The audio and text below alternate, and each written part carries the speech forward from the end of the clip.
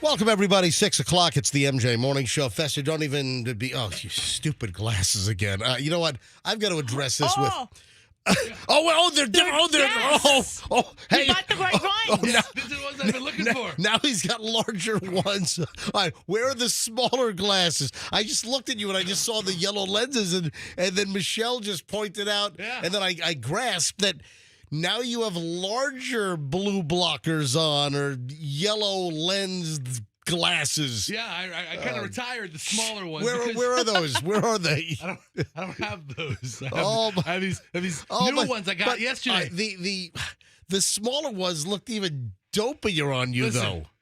I'm with you, but they are the best thing I've ever bought in my whole life. Listen, so look, this has a little side window. See, look, it blocks out all incoming light. It's got a side window. Those are like, it's like shooting glasses to protect your eyes. You know, I do actually have some eye protection glasses for shooting at the range. Right. And I do have clear glasses, but I also do have in my collection some yellow lensed shooting glasses as well. For those that don't know, Fester shows up yesterday wearing these yellow lensed, and I always call them blue blockers from the old commercials back in like the 90s. It's like, oh, wow, my vision's great. I can see everything now. It's blue blockers, blue blocker. Fester's saying the same thing right now. Yeah, all true. Yeah, all true. Whatever. Anyway, so Fester brings the new glasses to the show yesterday. I look up at him at the beginning of yesterday's show, and they were about half the size of the ones you're wearing. Yeah, yes. All right. Yeah. I'll tell you what. Just save it. I'll get into it later on because we need to discuss for the later crowd, maybe in the mid 7 o'clock hour, what your new fascination is with. And I know who you look like. I'm not going to say just now. And I want to see if Michelle agrees. I look like somebody? Yes. You. I couldn't figure it out yesterday. I was like, oh my God, who does Fester remind me of with these blue blocker yellow lens glasses? And it finally dawned on me last night. All right. It finally hit me. Didn't you hear me say, do you remember? No. I just blurted out someone's name and you kind of looked at me. You don't remember, huh? No. All right, hang on. We'll get into this later on. Oh, incidentally, I just want to point out, $1,000 on the way this hour. So the ATMJ will spit out $1,000 this hour. It's the 6 o'clock hour. We're sitting at 6:03 right now. So sometime in the next 57 minutes, I'll tell you to call in. I'll tell you what caller to be. And, of course, all you need to know is the name of who won last yesterday, which was in the 9 o'clock hour. So $1,000 every hour today, 6 a.m., 7 a.m., 8 a.m., 9 a.m. It's the ATMJ brought to you by the Kemp Law Group. Accident or fall, you call Kemp Law. So happy to give somebody listening $1,000 in minutes here on the MJ Morning Show. Just a programming note and a reminder. If you're a guest here in the building, maybe even a guest on the MJ Morning Show, hey, maybe it's a client that comes in. Sure. If you happen to have an opioid overdose while you're here in the building, just a reminder that I do have Narcan. Okay. Yes, I just want to, because I went into my drawer this morning, and we talked about this, I don't know, weeks ago, and I went into my drawer this morning to pull out my laptop computer, pull out my highlighter, my Sharpie, my pen, my little Post-it notes, just, all the little, office supplies that I use on the show, and I remembered that the Narcan was inside the drawer. And listen, let's say you're just passing through the business park and you have an opioid overdose in our parking lot. If you're lucky enough... Swing in. Yeah, well, no. If you're lucky enough to have the opioid overdose in the parking lot when Michelle and I are leaving the show, I could easily run back up. Oh, did I put one in my carry bag, too? Yeah, hang on a minute. Yeah, Is that advisable? What? Do you keep your bag in the car? No. My car's in the studio, or my car goes back into the house. Okay. Yeah. So no, I've got one in my carry bag. You know what? I don't even have to run back up to the station to get the Narcan out of my locked filing cabinet. I've got a Narcan that I carry. Hang on, let me show everyone this. There should be bumper stickers for people who have Narcan in their car. Instead of baby on board. Yeah. Narcan on board. Yeah, if you have an overdose, just knock on my window and I'll help you. I'll save your life. Narcan on board. Oh, you know what? I wonder if someone can make me just a one-off sticker. I'm sure You know, people make the one-off T-shirts. I can have one for you by give me a day. A one-off sticker. I just need Narcan on board, and then give me Narcan on board, and then the image of somebody like having an overdose, like on the ground or something. Okay. Narcan on something like that. Anyway, so for those that are watching MJ TV this morning, I just want you to see my carry bag. You want it to be a full bumper sticker or like a small bumper sticker, decal size bumper sticker? Like the size of the oval size bumper stickers? Kind of like a baby on board. Okay. Yeah, like a baby. So those that watch MJ TV, you might have noticed that this black bag sits behind me on the chair behind me, which, by the way, I never use that chair because I'm a stander. I stand up all day long. In fact, I've got a story about standing, which, man, this damn story's been circulating for years, and I still don't believe it. But I've got a standing story I'll get to later on. But, yeah, I stand the whole show. I don't use the chair, but if you look behind me a lot of times, you'll see the black bag, and that's all my prep. In fact, I've got like all the leftover prep for like the whole week is still in there. So I kind of, go through there, periodically to see, even during the show, during a commercial break, I might go through, we'll see, well, am I missing something? Oh, this is the pile from Tuesday. I didn't get to that story. All right, let me do that. Anyway, so I do have a Narcan in the bag as well. But you have so much crap in that bag. How long would it take you to find the Narcan? No. You'd have to dump your whole bag. I mean, No, that's not true. You have like 2 dictionaries worth of paper in that bag. Hey, listen, it's not true. So in the center part of the let me grab my hang on, I got to pull this out. Hang on a minute. All right, I'm having an overdose right now. Hold on a minute. Don't stop. Don't do that yet. Hey, you can't control when people have overdoses. I got to take out my commercial copy for my live spot. Commercial copy. You're not going to be able to say that. Hang on a minute. Seconds. Anyway, the point. Listen to me. Fester's strangling out over here. Hey, the point is that my prep's in the middle, and then other things are in the side zippers. Fester's expired. Hang on a minute. Hold on. Let me. Hey, stop it. Stop. Hang on a minute. You know what that is? That's me flatlining. I just died. No, you didn't. It took you so GD long to find that Narcan in your He did bag. his own flatline. Hang on a minute. The Narcan must be in the front pouch here. Hold on. You don't even know where it is. Oh, I'm sorry. Do you have that big needle of a... Hang on. That's not the Narcan. That's a magazine of 9mm gold dots. Hang on a minute. Narcan can't help you for that either. Extra mag in here. All right. Hang on a minute. You are more and more useless every day, man. Hold on. I'm confident doing illicit drugs around you because I know you have the Narcan. Then I finally need it. Hang on a minute. And you're like, oh, I got bullets. It must be, if you're having an overdose and you need some 9mm 124 grain gold dots. Hang on a minute. I actually, as a passerby, just called 911. I got it. Great. Here it is. Narcan. It's in the back pouch. So I have the Narcan in here as well. All right. Plus, what else do I have?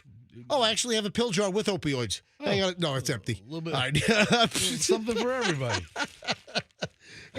All right. So I do have the Narcan in the bag. Man, I coded out. You're useless. Anyway, well, that was an interesting show open. Yeah.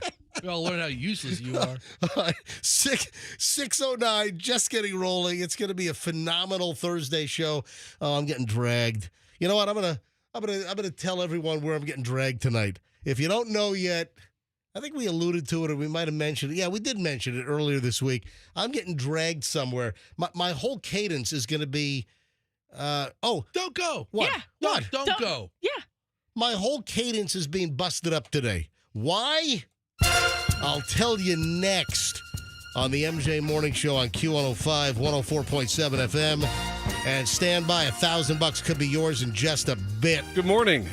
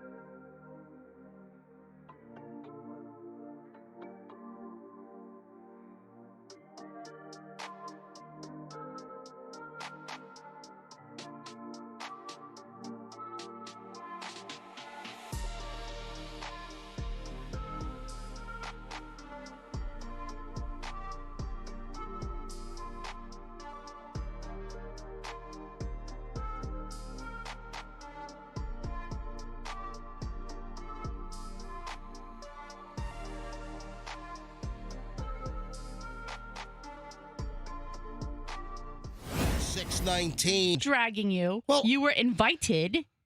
Did you I can say, decline. Did I say yes? Hey, if I decide not to go, let's say something pops up. Oh, yeah. And Julian has pre-purchased. He can cancel. So you can? Mm-hmm. You can? Really? I didn't know that. Mm-hmm. You can. Oh, you can. I didn't know that either. I thought that when you bought that it might be non-refundable. But like if you buy a concert ticket, I don't think you can give it back. Like, I bought concert tickets to go see Billy Idol. I don't think I was able to give those back, and I'm glad I didn't because Billy Idol was fantastic, a week or so ago at, almost 2 weeks ago, I think. Yeah, Billy Idol was phenomenal with Joan Jett. They were both great. They both sounded, what's always sad? When you go to a concert for, an older act and they lost it. I felt so bad for Bon Jovi. Oh, yes, I'm Bon Jovi. Well, no, because listen, me. A couple of years ago, Bon Jovi was at the Ice Palace at the Amalie Arena, and he was awful, and he was such a great singer, but he had those vocal cord issues. Now, he's since had surgery, and listen, I'm pulling for Bon Jovi. I like Bon Jovi. Bon Jovi's a nice guy. I've met him numerous times over the years. There's the very awkward picture that Fester always points out that I took with John Bon Jovi back in the 1980s. So weird. Or maybe it was early 90s. Yeah, I posted that a long time ago on the Instagram. Like you guys were holding hands or something. It's like, no, it was. We were not holding hands. It was just an awkward handshake. Holding hands. Holding hands is really an awkward handshake. I was at some event, some private event with John Bon Jovi or backstage somewhere, and it was an odd photo, and I posted it. Listen, if you got time to kill, if you got nothing to do, then you can scroll my Instagram probably for the next 35 minutes and see if you can find it. You scroll up and then it refreshes, and then you got to scroll up again, refreshes. You might have to refresh back like 3 years, but I did post a very, very awkward photo. No, you just type in MJ Morning Show, John Bon Jovi holding hands. Hold on, there's something called a search feature? Oh, I didn't know that it would come up. It's coming up on. Is it? At one time, it was on our Q105 page. Okay, whatever that page is. Now MJ and John Bon Jovi holding hands. Yeah, but the thumbnail is online. Can you talk into the microphone? I'm talking right next to the microphone. This mic sucks. I mean, it's this. Well, the whole studio sucks. If we're not going to get a new studio, can you at least push me? Can you believe? We had a great month. I don't know if you heard the despite everyone working against us, despite, against all odds. Against all freaking odds. It's like Mission Impossible here in the studio. Andrew, can you bring up Phil Collins, Against All Odds, please? No. Yeah, Against All Odds. The MJ Morning Show was number one in the market last month. The April ratings from Nielsen just came out, and the MJ Morning Show number one, 25 to 54 persons. And that was for the month of April. So, but again.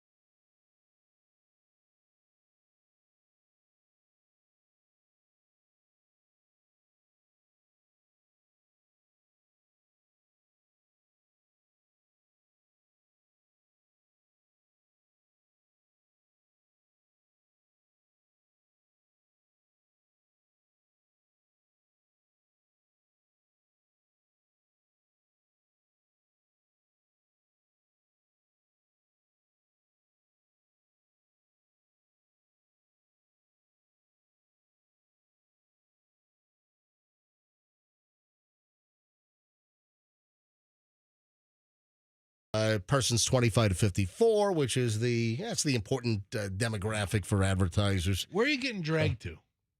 Mission Impossible 8 tonight.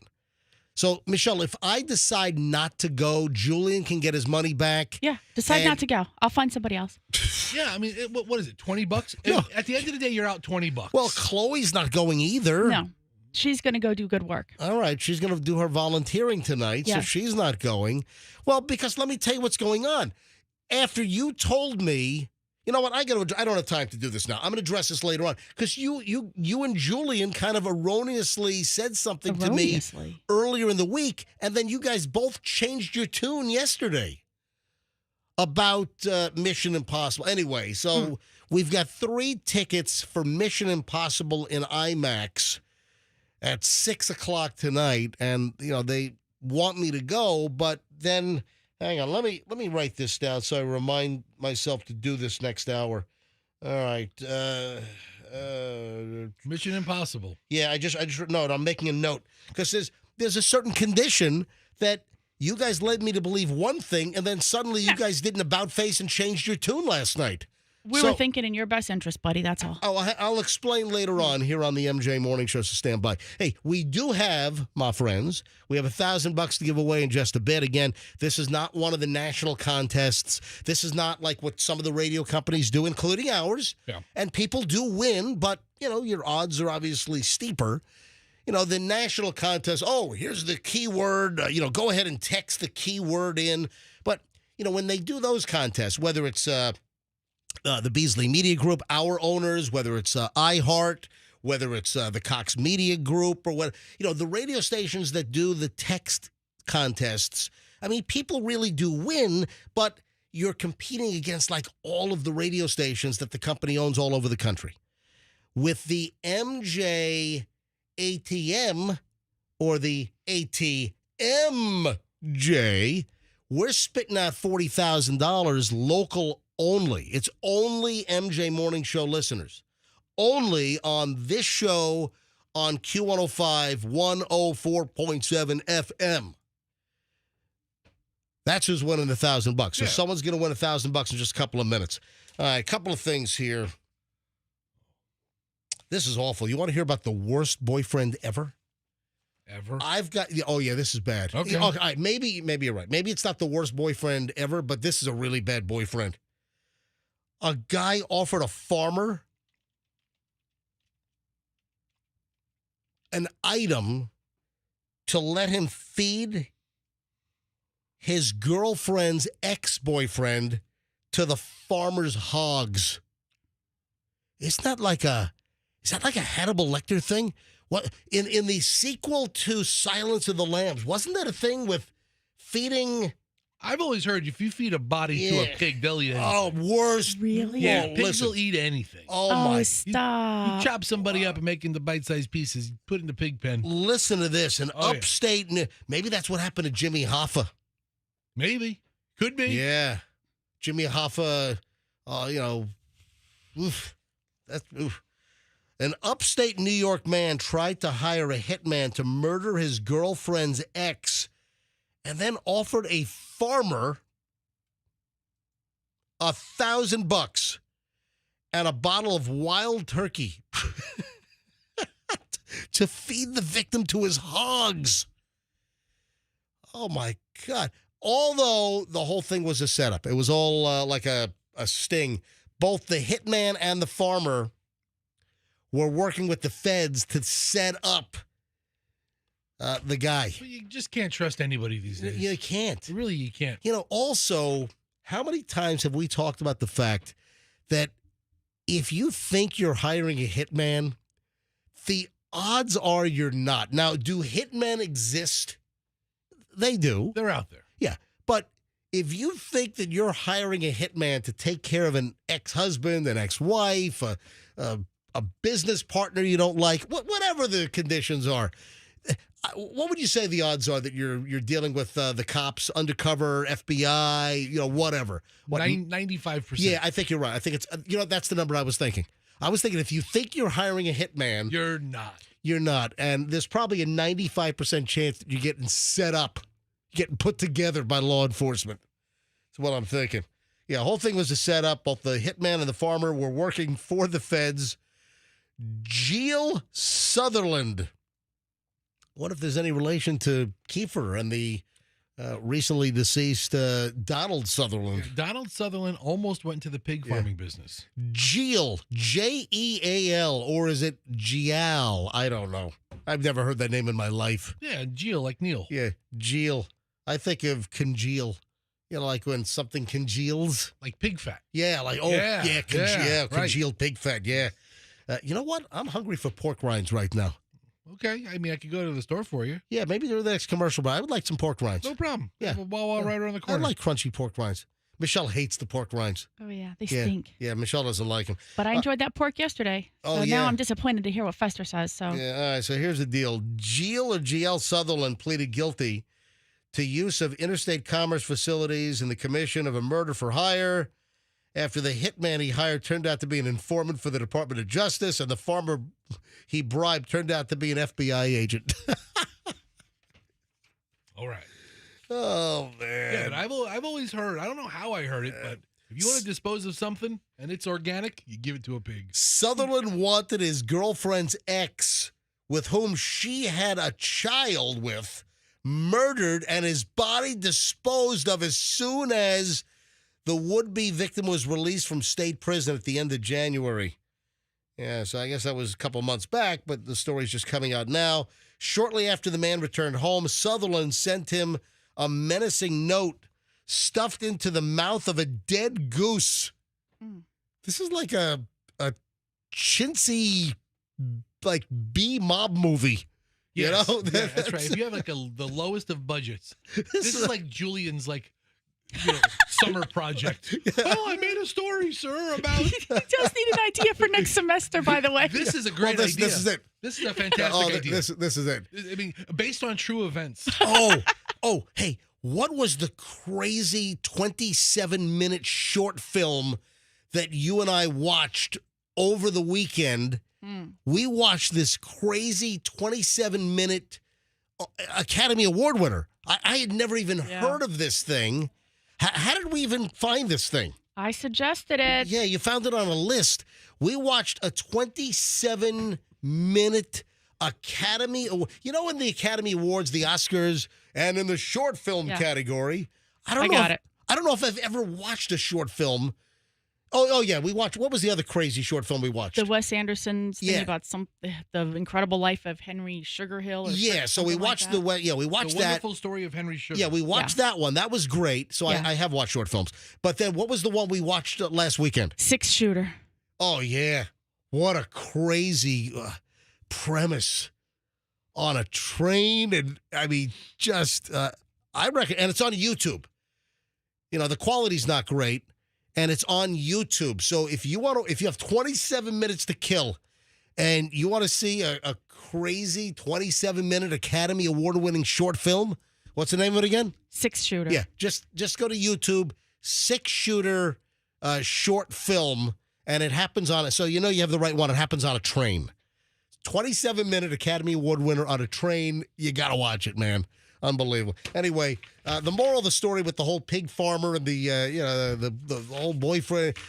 If you think you're hiring a hitman, you're probably not. You're probably getting put together by law enforcement. Probably. All right, 6:33 at the MJ Morning Show. Got $1,000, $1,000 to give away within the next 25 minutes or so, and we'll do early morons in the news next here on the MJ Morning Show. Roofing problems? Time to call Westfall. So rainy season is coming up. You know, we already had, that training rain, a week or so ago. If you have any leaks that have sprung up, any leaks that have developed, you want to call Westfall. You know, there's still residual damage from the hurricanes from last fall that maybe damaged your roof, and maybe the leak didn't present itself yet. But guess what? As the rain start hitting for the summertime here, you might have some of the leaks present. And if they do, you got to call Westfall. Best roofer around, best roofer in town, best crews around. If you want a quality job, you want Westfall Roofing. Great crews. You know, they're not doing all the subbed out crews where, they got, a crew they hire to do your house that's working for, 19 different roofers. And, one day they're working for X, one day they're working for, no. Westfall, they don't do that. If you got a roofing issue or if your roof just needs to be replaced, hey, average lifespan of a roof here in Florida, about 15 to 20 years. So maybe it's time for a new roof. Any roofing issues, call Westfall. WestfallRoofing.com. WestfallRoofing.com. And always tell them MJ sent you. Plan B Air Conditioning. They're going to be at my house tomorrow because we're putting in a new unit. One of my zones, it's about, I think, 12, 13 years old and crapped out and just way out of warranty and just too many parts needed. So it just makes sense. I need a new unit, and Plan B Air Conditioning is going to be installing a new air conditioning zone in my house tomorrow. I'm scheduled. So if you need a great air conditioning company, folks, and with the heat, really juicing itself up, the heat domes we're hearing about, and it's going to be a long, hot summer. When you turn your air conditioning on to cool down your house, to make you feel good, and it doesn't work, who do you call? What's your plan? It's Plan B Air Conditioning. Mention me, MJ, to Plan B Air Conditioning. They'll give you 10% off. 10% off if you need service, if you do happen to need a new unit. It's planbairconditioning.com. Trustworthy, reliable, decades of experience. Planbairconditioning.com. 813-PLAN-BAC for any AC needs. And tell them that MJ sent you. Traffic's on 636. Morons of the news. $1,000 all next. MJ Morning Show.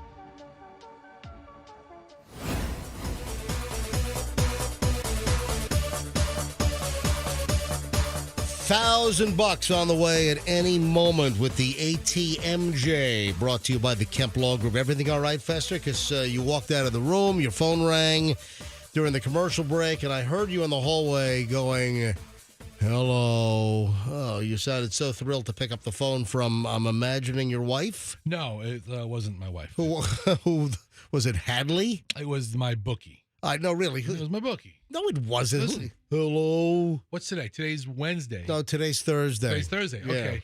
Yeah. Well, Friday's pickup day. What? Friday's pickup day because it's NBA playoff season. Really, who just called My you? bookie. No, your bookie didn't call you. I picked the Pacers in the money line last night. All right, and we they just beat the Knicks. what did Allison want? What's the story? It wasn't Allison. Really, who called you? It was Lamont, my bookie. It was that your bookie's name is Lamont? It is. No, it's. And I had to walk out of the room because he uses very bad language. All right, show me your phone. Show me your I'm not recent. gonna show you my phone. Yeah, show me your recent call I list. have him under a code name. Yeah, I don't have him under Lamont Bookie. Oh, it's not under Lamont the bookie. Yeah. Okay. I covered last night on the Pacers with the money line. Oh man! All right. Speaking of the money line, let's give away the money right now. Let's go with caller number 80. Caller 80. Caller 80. If you're the 80th caller right now and you know who won last, I need the first name of the last winner that we had in the 9 o'clock hour yesterday. So caller 80, know the name, and you're the next $1,000 winner with the ATMJ spitting out $40,000 in cash over 2 weeks, every hour, every day, only MJ Morning Show listeners. This is all local. All the winners are our listeners from this show. 40 grand over 2 weeks and another $1,000 right now from the MJ Morning Show. Caller 80, 800-990-1047. 800-990-1047. Caller 80, that's a good high number, so you got plenty of chances to try to get in. Oh, remind me next hour.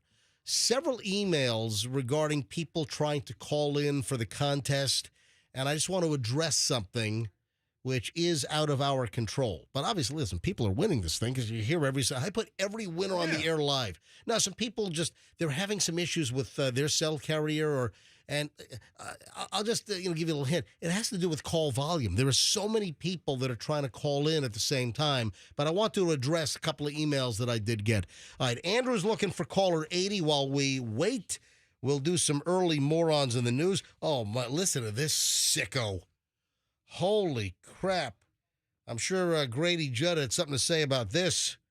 Or this might have been, this was Winter Haven Police. All right, let me rephrase. I'm sure the Winter Haven Police had something to say about this. Listen, if it's in Polk County, I don't care who covers it. Yeah. Sheriff Judd has something to say about it. You know what? If it happens in Winter Haven, they still ought to bring Grady Judd in as a guest commentator.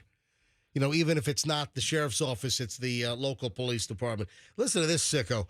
Winter Haven man arrested, picked up a teenage girl at a bus stop, and then engaged in lewd acts in the truck.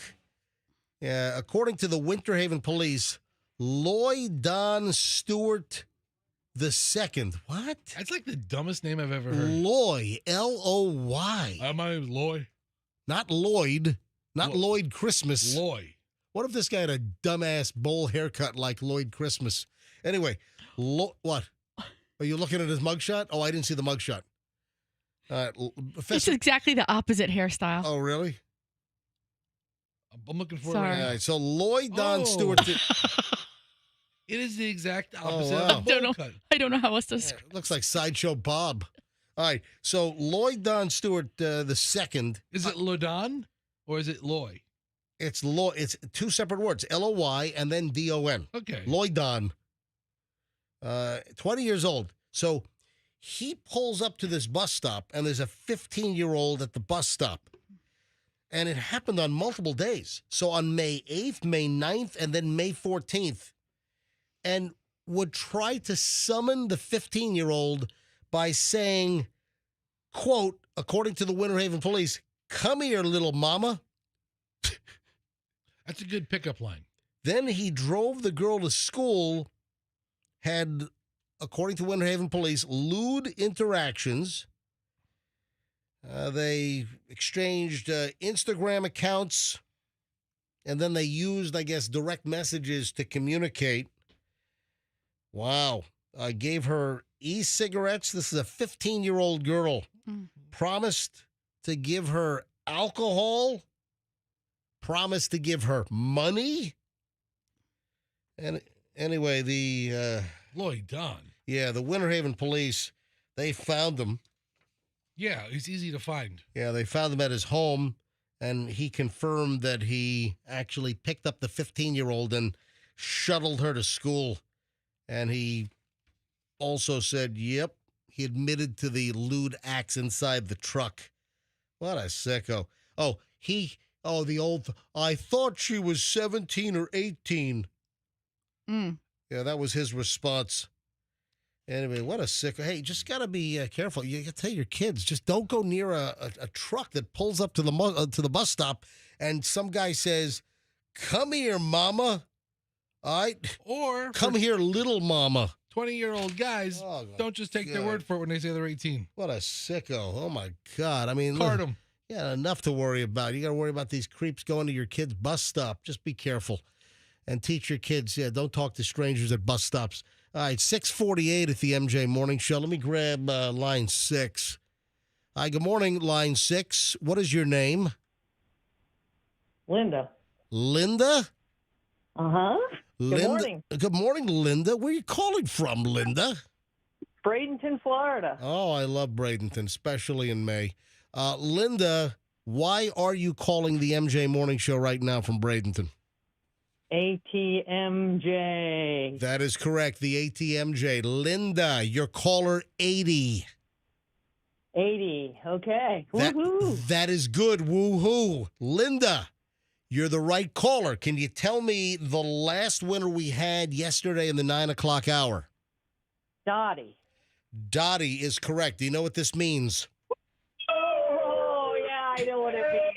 It means I love MJ more than ever. You got $1,000. Boom. Yeah. Congratulations. Right. Look at that. All right, Long-time listener, MJ. Love you guys. Love Fester. Love your wife as the addition. Great show. Awesome. Well, now you're getting bribed with $1,000 to keep listening. All right. So, congratulations, Linda. All right. Thank you. Who's your cheering section back there? Oh, that's Joe. He won a Microsoft tablet from you a couple of years ago during one of these kind of games. That's too. awesome. Oh, that's fantastic. Tablet tag. I remember that. It's a winning household. It's a lucky household. Is exactly yeah. what I was going to say. All right, Linda. Hey, we play hard, though. Oh, you play hard? We got 19 burner phones going, or what? What's going on over there? No, we're avid listeners. We're on it. I love it. I love listeners that are on it like you. And what's the guy's name? Joe.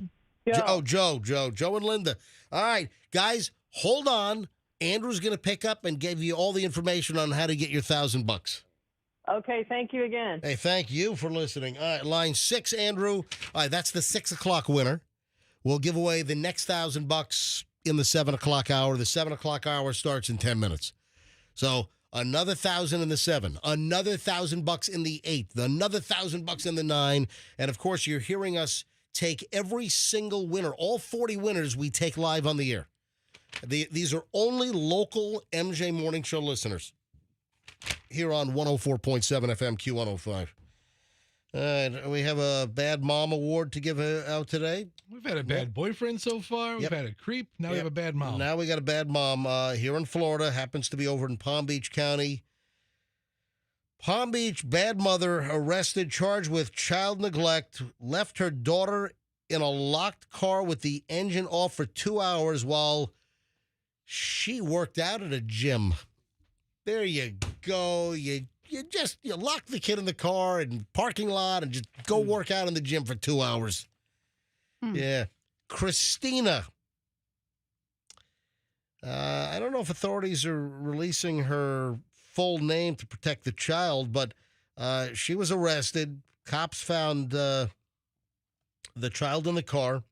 Yeah, there's body cam footage, and the body cam footage worn by the cops over in West Palm Beach shows her lying repeatedly to the cops and refusing to cooperate after a concerned passerby reported that a child was left unattended in a vehicle outside of Crunch Fitness. How'd the child fare?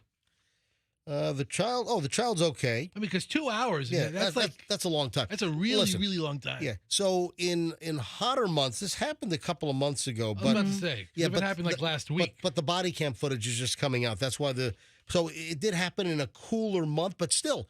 In Florida, even in cooler months, I've seen the demos. Even let's say if it's like 75 degrees outside and not 95 degrees outside, if it's sunny out, the interior of a car becomes really hot, even in cooler months here in Florida. So eventually an officer was coaxing the young child to unlock the door and initially praised her for refusing to open it for a stranger. So the stranger that saw the kid in the parking lot tried to get the kid to open up the door because, the kid's locked in a car and the kid would not. You know why? Stranger danger. You know what else exists? Mommy danger. Yeah. Yeah, there's mommy danger. Mommy danger. Mommy left the damn kid in the car. So the Good Samaritan passerby calls the cops show up, and then, the kid sees the police in uniform show up. And then finally unlocks the car. Wow. Christina, only identified by her first name to protect the child, was arrested. She's lying to the cops. Terrible story. 2 hours you lock a kid in the car? Was it leg day or arm day? And that's good. Or it could have been core day. Core day? Yeah, it could have been core. Or could have been aerobics day. Okay. Yeah. Maybe she took a class. Yeah. Could have been. Well, she took a class and she was in the shower. Yeah. Oh, she did everything. Yeah. 2 hours. That's a long gym stay. Yeah. Well, you got to think about this. You got to be there early, like to check in and get yourself organized. And then you took the class. That's at least an hour. Then she was in the shower when they found her. And she was in no rush because the kid was nice and safe in the car. Yeah. You know what I didn't see? It was a young child, but I never saw exactly how old the kid was. Yeah, the age of the little girl. Yeah, I didn't see that in the story. But again, don't leave your freaking kid in the car. 6:54 at the MJ Morning Show here on Q105. When we get back, I don't know what it is. And why don't these teachers learn? Why don't... I've got a trifecta. Why? You've got to hear the latest pile of teachers in trouble stories, including an incident in a fast food parking lot. Which fast food place? Oh, you're about to find out next, and it's a very delicious parking lot, by the way. Okay. We'll get to that next here on the MJ Morning Show on Q105, 104.7 FM. Hey, we're in the middle of spring.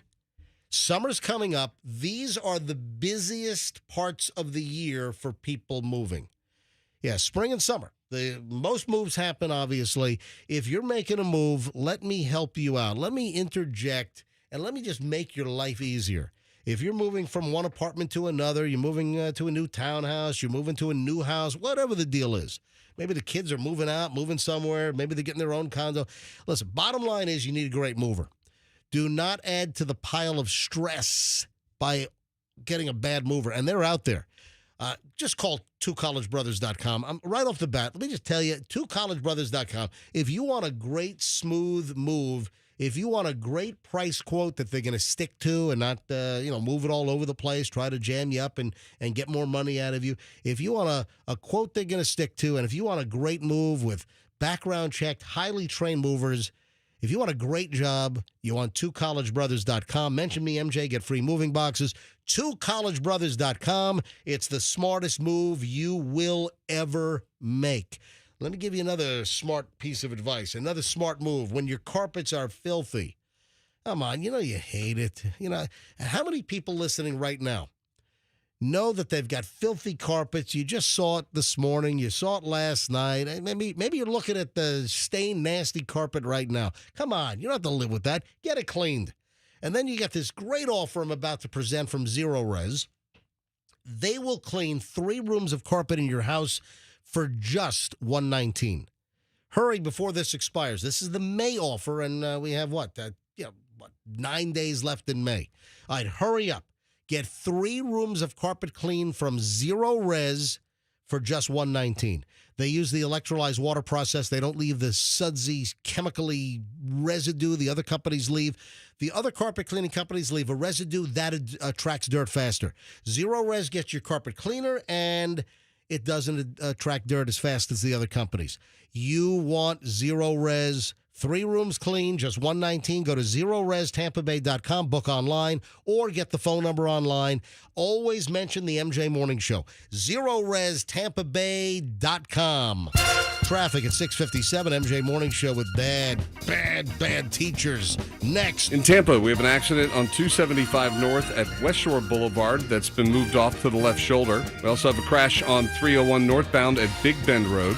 I-4 westbound slowing between Memorial Boulevard and County Line Road, and some heavy volume building up between Thenonasassa and McIntosh. Also slow in the approach to the 275 junction. Keeping you updated, I'm Schreiner. Traffic brought to you by the aggressive attorneys Winters and Yonker. Are you looking for an aggressive and experienced law firm to protect your rights? Look no further than Winters and Yonker. Call us at 888-373-7770 or visit us on the web at wintersandyonker.com. Tampa. I can't, in good conscience, sell something that I know is not going to keep its value. That's Keith LeClaire, who is one of only a handful of jewelers around the country who refuses to sell lab-grown diamonds. The value of these things tumbles so fast. The fact is, a natural diamond, a product of Mother Earth, takes billions of years to create. But now, machines that make lab-grown diamonds are creating them in a matter of days, leading to worldwide mass production. So if you're getting engaged or celebrating a special occasion, you need to be aware of what you're buying, what it's worth today, and what it'll be worth a year from now. Nobody will buy your diamond. No jeweler, no dealer, nobody. So if the experts won't buy them, why would you? Fads come and go, but your love is eternal. Let IDC help you celebrate that love with a diamond that is just as meaningful, as valuable, as rare, and eternal. Providing value and protecting our customer from making a big financial mistake was my job, and I feel like I've done that for 43 years. International Diamond Center in Tampa, Clearwater, Lakeland, and Sarasota. What's the Anajar and Levine difference? If you're the victim of a car crash, you will always speak to a lawyer. You'll always get the highest standard of care from our dedicated legal team, and we'll always fight to get you the maximum compensation you deserve. That's the Anajar and Levine difference. Call our legal team right now for a free consultation. Call 1-800-747-FREE. That's 1-800-747-3733. Don't wait. Call 1-800-747-FREE. Main office, Tampa. At Uline, they know going the extra mile takes hard work. For companies pushing to go further, Uline will go the distance with you. 24/7, they answer the phone to get you the shipping and industrial supplies you need. Business can move fast. Unexpected large orders, adverse weather, new safety guidelines, and changing economic trends. Uline works hard keeping 41,000 items ready to ship, minimizing detours on your way to the extra mile. Visit uline.com. The heat is back. The humidity is back. Don't sweat. Call Bayonet Plumbing, Heating, and Air Conditioning. Bayonet Plumbing, Cooling, and Heating, they're a family-owned business. They've been doing business the right way in the Tampa area for almost 50 years. And if you do need a new AC system, you can't do better than that ballistic system. It's got that 10-year warranty. Don't sweat. Call Bayonet, 877-BAYONET. Or go online to callbayonet.com. License CAC 058062, CFC 042998. Hey, did you know that with Frontier Fiber Internet, the best Wi-Fi isn't just for VIPs anymore? So even if I have less than 1 million followers? Or me, a total noob? What if I'm not in the metaverse yet? Yeah, now everyone can get Wi-Fi 7 with a premium Eero router on Fiber 500 and up. Now starting at only $39.99 per month. Switch to the most advanced Wi-Fi on 100% fiber internet. Only from Frontier. Good to go.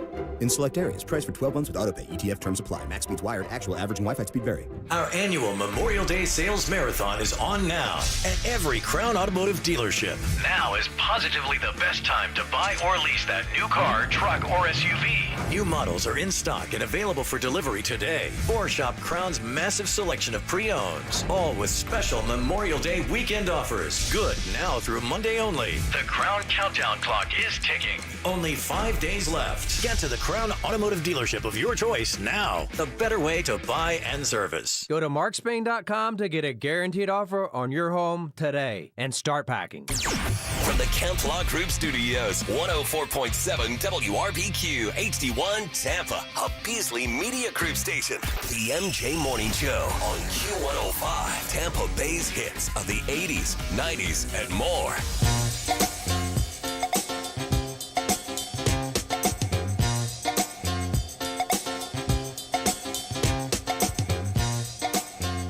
Hey, 7:01 at the MJ Morning Show. I said I had a pile of bad teachers, man.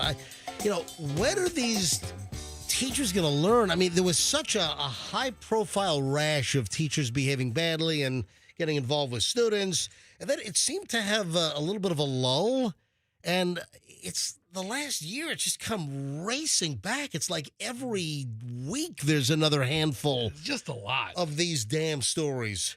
All right, the first one. A special ed teacher was spotted making out with a student in a Taco Bell parking lot. Say, what? Yo quiero make out with my teacher. Yeah, make a run for the border. Yeah, with a minor.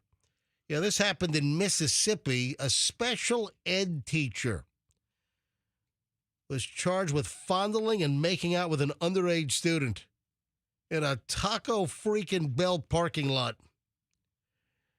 Natalia Elizabeth Wright, 31 years old, I guess, said, I want to get my hands on a chalupa. She did. Well, you should have walked inside and you shouldn't have done the crotch chalupa, okay? They were right there. Leave his burrito alone. Exactly.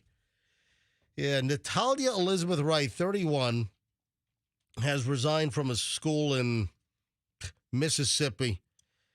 Yeah.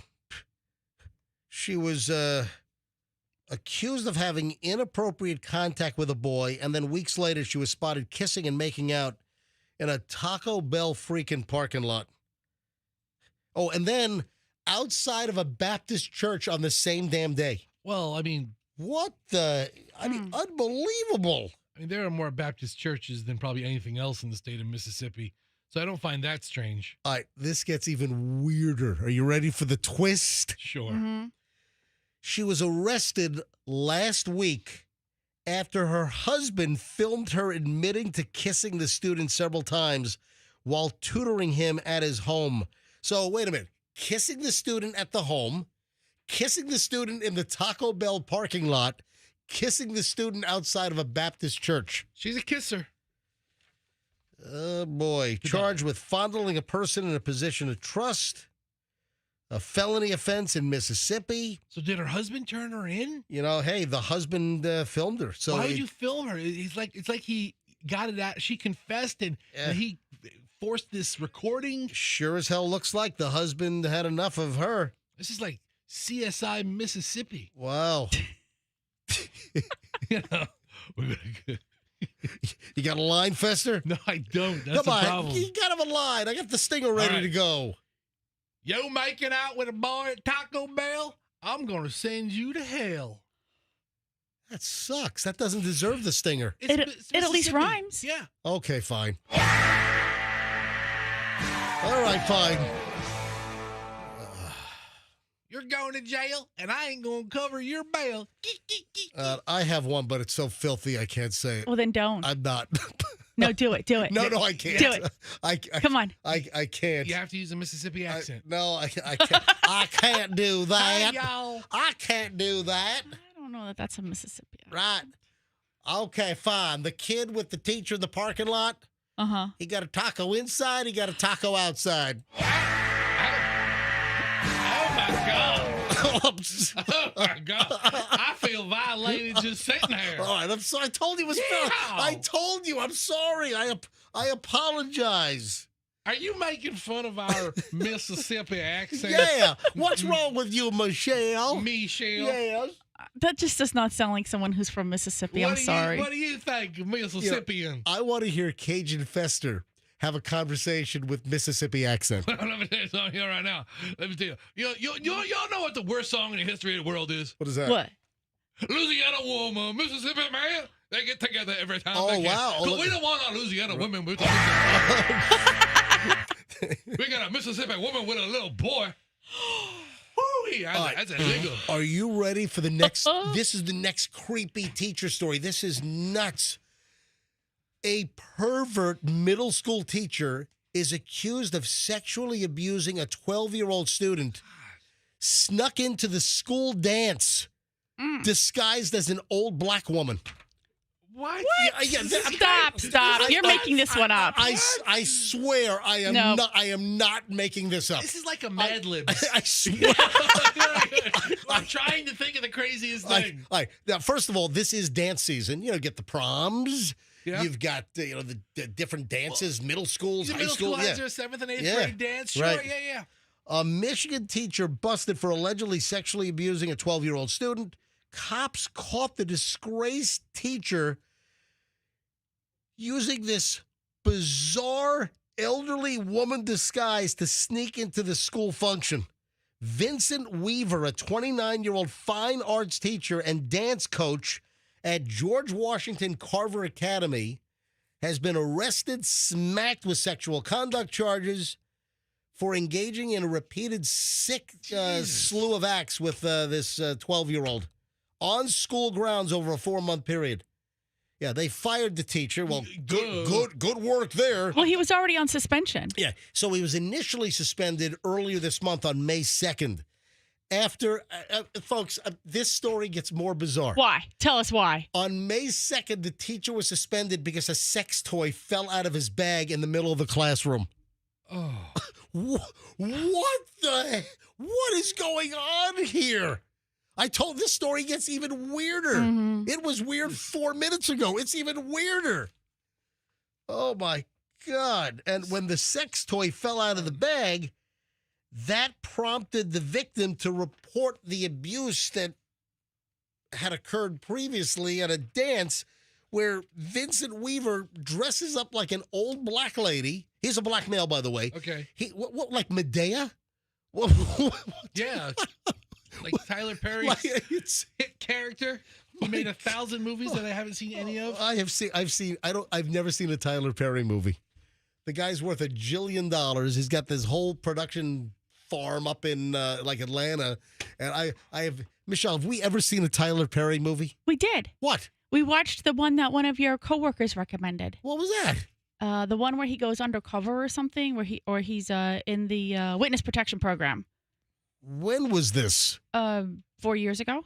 What was the name of the movie? I forgot the name of it. It's called Medea's Witness Protection. We didn't watch Medea's. We did, and you watched it and you laughed. Did I? Yes. I have no But that's recollection. the only one we've ever seen. You know what? I got to give these Medea movies a shot. Yeah, this one was really funny. I respect Tyler Perry and everything he's created. So listen, I'm going to give it a shot. Hey, so do I. It's just I'm not an aficionado on Tyler Perry movies, all right? Eugene Levy, Denise Richards, Yeah. star-studded cast. It was funny, Fester. This is just nuts. Anyway, what is going on with these teachers? It's like a whole new slew. But you didn't even get to the best part about his disguise as an older woman. Did you read the facts about it? I have it here, but he was wearing a surgical mask, Yep. and he caught the attention of the school security because he was a suspicious individual limping into the dance. Right. Apparently, he had worked on putting the dance together, and so he's very disappointed that he could not attend the dance. Yeah. And so he wanted to go. So that's how he, designed himself to get in. Had a surgical mask, dressed up as an elderly woman. It was an off-campus dance.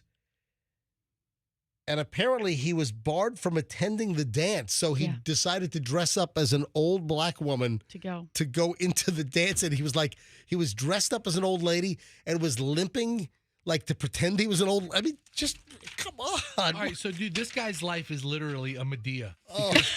There's a movie called Medea Goes to Jail. Hold on a minute. Is it Medea or Medea? I don't know. The Tyler Perry character. Play the clip. I don't know. Play what clip? just to see what it says. I don't have. Why do you think I have a clip ready? I don't have. You, Fester. Did I point to you or did I point to Fester? I don't know who you pointed to.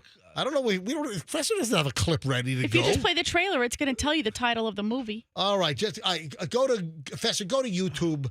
Go to YouTube and just type in Medea goes to and then trailer. YouTube. Yeah, just find a trailer for some Medea movie. This summer, if you like large black men dressing up as old ladies, you will love Medea's family reunion. Yeah, that one. In a world, clutch the pearls. All right, so type in Medea movie trailers. Okay, bring up the official trailer. There you go, and start from the beginning, and start from the beginning. Go. Here we go. Down to the queen, ride for the queen.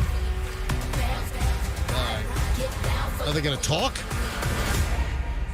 Hallelujah! Yes. Hallelujah! Yes. Hallelujah! The hell are you doing? I'm gonna make this big for my great-grandson's graduation barbecue. I know you want barbecue ribs, but do you have any room for a roasted brown? What? The hell? You gonna buy me another damn tree? This February. Where's the voiceover guy?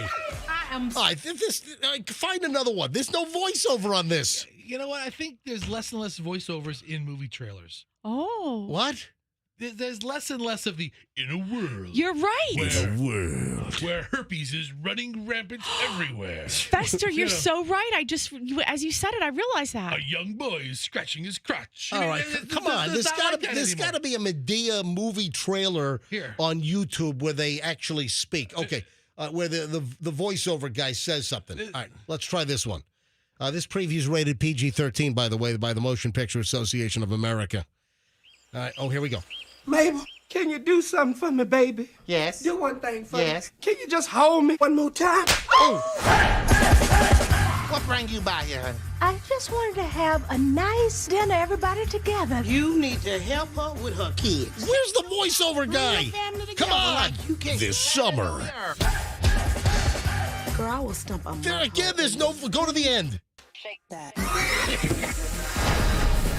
Medea's Big Happy Family. There it is. Can I take your order? Medea. That guy made like $200,000 for saying Medea's Big Happy Family. You know what? That sounds like that Vince Fontaine guy that died. He's been dead for a long time. Oh, yeah. Roll it again. Let me hear one more. I'm sorry. I'm sorry. Don LaFontaine. Don LaFontaine. Yo, roll. All right, here we go. Shake that. Medea's Big Happy Family. Okay, so it's Medea. Medea's Big Happy Family. You know what? You happy? I think I have to give these movies a shot. Watch them all with the kids. You know what? I think I will. In order, do the binge like you're doing the Mission Impossible. You know what? I don't know if I could take it that much. You know what? You do Medea Mondays, and you tell the kids no homework, all right? Oh. No homework. You don't worry about the homework. Well, school's almost out anyway. Summer starts next week. Yeah, the summer starts. I mean, end of May is end of the school year. So school's done anyway. Medea Mondays, and then you come in Tuesday morning with a review of all 39 Medea movies, okay? One at a time? One at a time. Yeah, right. I don't know about that. There have been 13 of them, so you have like a whole summer. A whole summer's worth of Medea movies. One a week. All right, can I roll out a warning here? And, these stupid pranks, and they're, for the most part, they're like these TikTok pranks. And you got have you seen some of the crap that is popping up on Reels? I don't do TikTok, but most of the stuff that shows up on TikTok is also a Reel on Instagram. So I see this crap. Have you seen, someone's going to get shot. Someone's really going to get murdered or just really hurt badly. Have you seen like the hidden camera videos? Like there's a guy that goes like to Home Depot and then carries like plywood or like R12 styrofoam big sheets of insulation, and he like deliberately bashes into people with stuff. Have you seen those videos? You know what? I've seen videos where they try to get a reaction out of people just passing by on the street. Like the same guy, he like grabs a leaf blower and like turns it on and like totally blows a guy, with the leaf blower. The leaf blower. Finish the whole sentence on that. Yeah.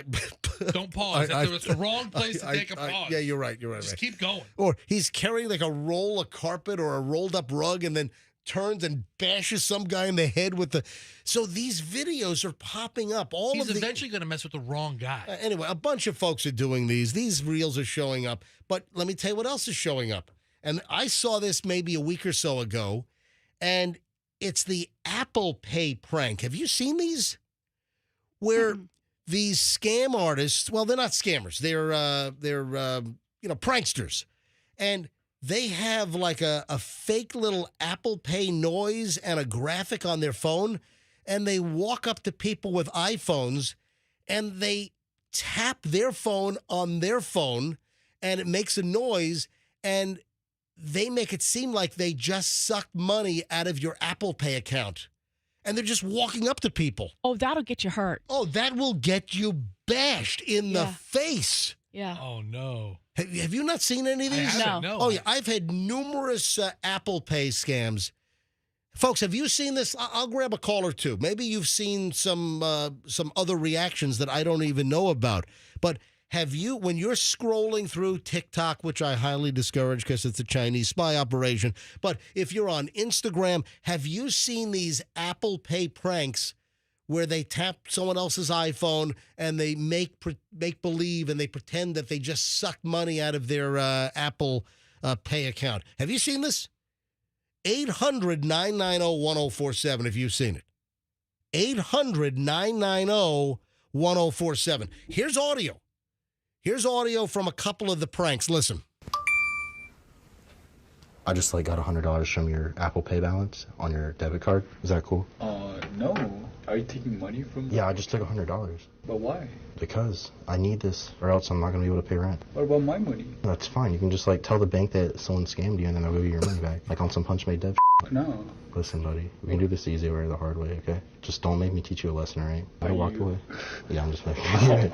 All right, the fact that guy was not pummeled. Okay, it looks like he picked on a guy who would not capable of pummeling him. So people. Why did you take my money? And the next one is even better. All right. Has anyone listening had this happen to them? Has anyone been scammed, or have you watched some of these Apple Pay pranks? Have you seen one where the prankster gets attacked? All right, listen to this. Here's a second one. Sir? Yes. Do you know what time it is by chance? Yes. Yeah. Let me just borrow $100. Thank you. Borrow $100? Yeah. For what? I just need to go buy some stuff. I already got it. $100. Thank you. No, thank you. Turn this off. What do you mean? I'm calling the police right now. Sir, I just need $100 real quick. Yeah, I know you're... All right, let me get another 100. Sir, it's a prank. It's a prank. What the It's a prank. Sir. Go back. Sir, it's a prank. Call the police. What am I doing, sir? Call the police. Sir, look at it. No, it's a sound. No, not look at it. Sir, let go of me. Call the police. What the Bird is trying to break my phone. Call the police.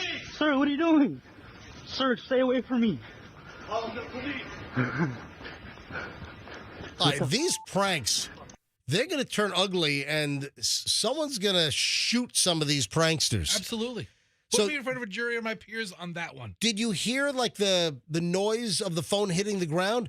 The victim, who was not really victimized because it's a prank, but the victim slapped the phone out of the prankster's hands. Oh, man. Some of these pranks, the people walking around Lowe's or Home Depot, deliberately hitting people with props in there and, a sheet of plywood or a 2x4 or a piece of insulation, getting leaf blown. Right. Yeah, these are going to turn ugly, man. I'm telling you. And everybody wants to be a prankster. Everyone wants to be a funny guy on social media these days. Just a heads-up warning, by the way. Honestly, they'd get more views if they got their ass beaten.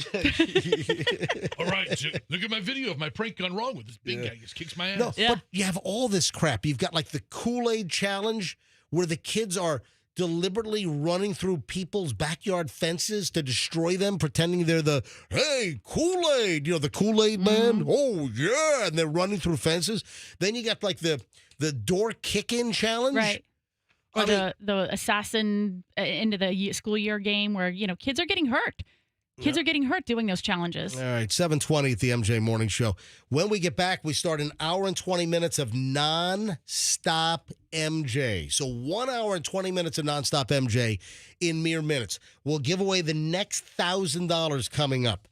Michelle, I have a list of 15 things that you do that might be very selfish to your partner, and I might not realize what I'm doing. Are you saying I do them? Yeah, the way you said it. You said you do.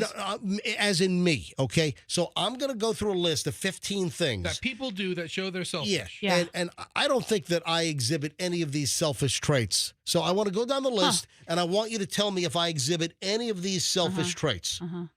All right? All right. Also, do you know about the We Don't Care movement? Yes, yes. I got an email from a listener about the We Don't Care movement. On the surface, I like it a Oh, lot. yeah. Wait till you hear this. Yeah, we got a lot of stuff. Also, I got to call out a judge who totally missed out on the sentencing of a local thief. Yeah. All right. We'll get into that coming up. Anyway, we got a lot of stuff in the next segment, plus $1,000 on the way here on the MJ Morning Show on Q105, 104.7 FM. Hey, how'd you like to save 10% on your next garage door service or purchase? Yeah, Banco. By now, you should know that when it comes to garage doors, there is only one garage door company in the Tampa Bay area that you should be doing business with, and that is Banco. You can bank on Banco. They're the best. This is a family-run company for over 40 years. Honest company. Great technicians. They're not going to hose you around. They're not going to try to, jam up your total check.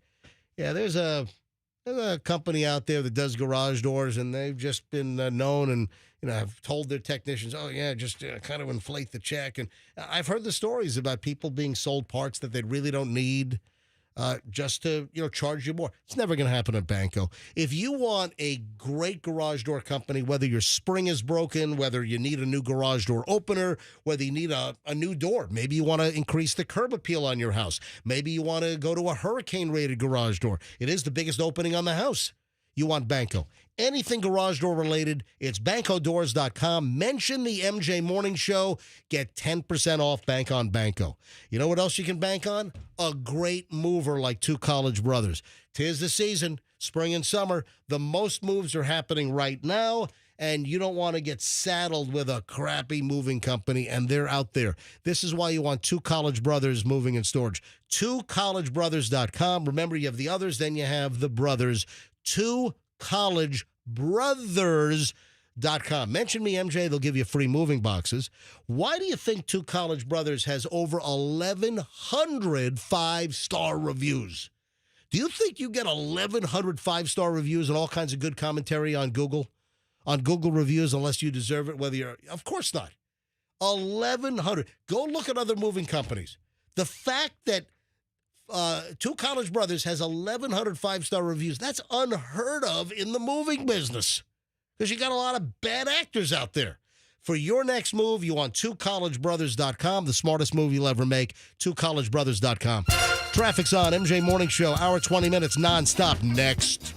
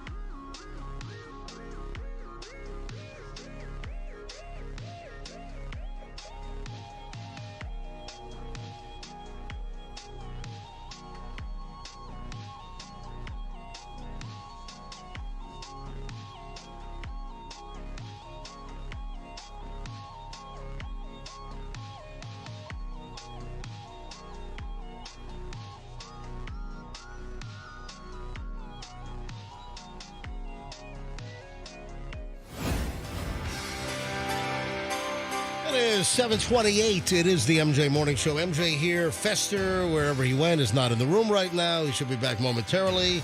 And, of course, the lovely Michelle.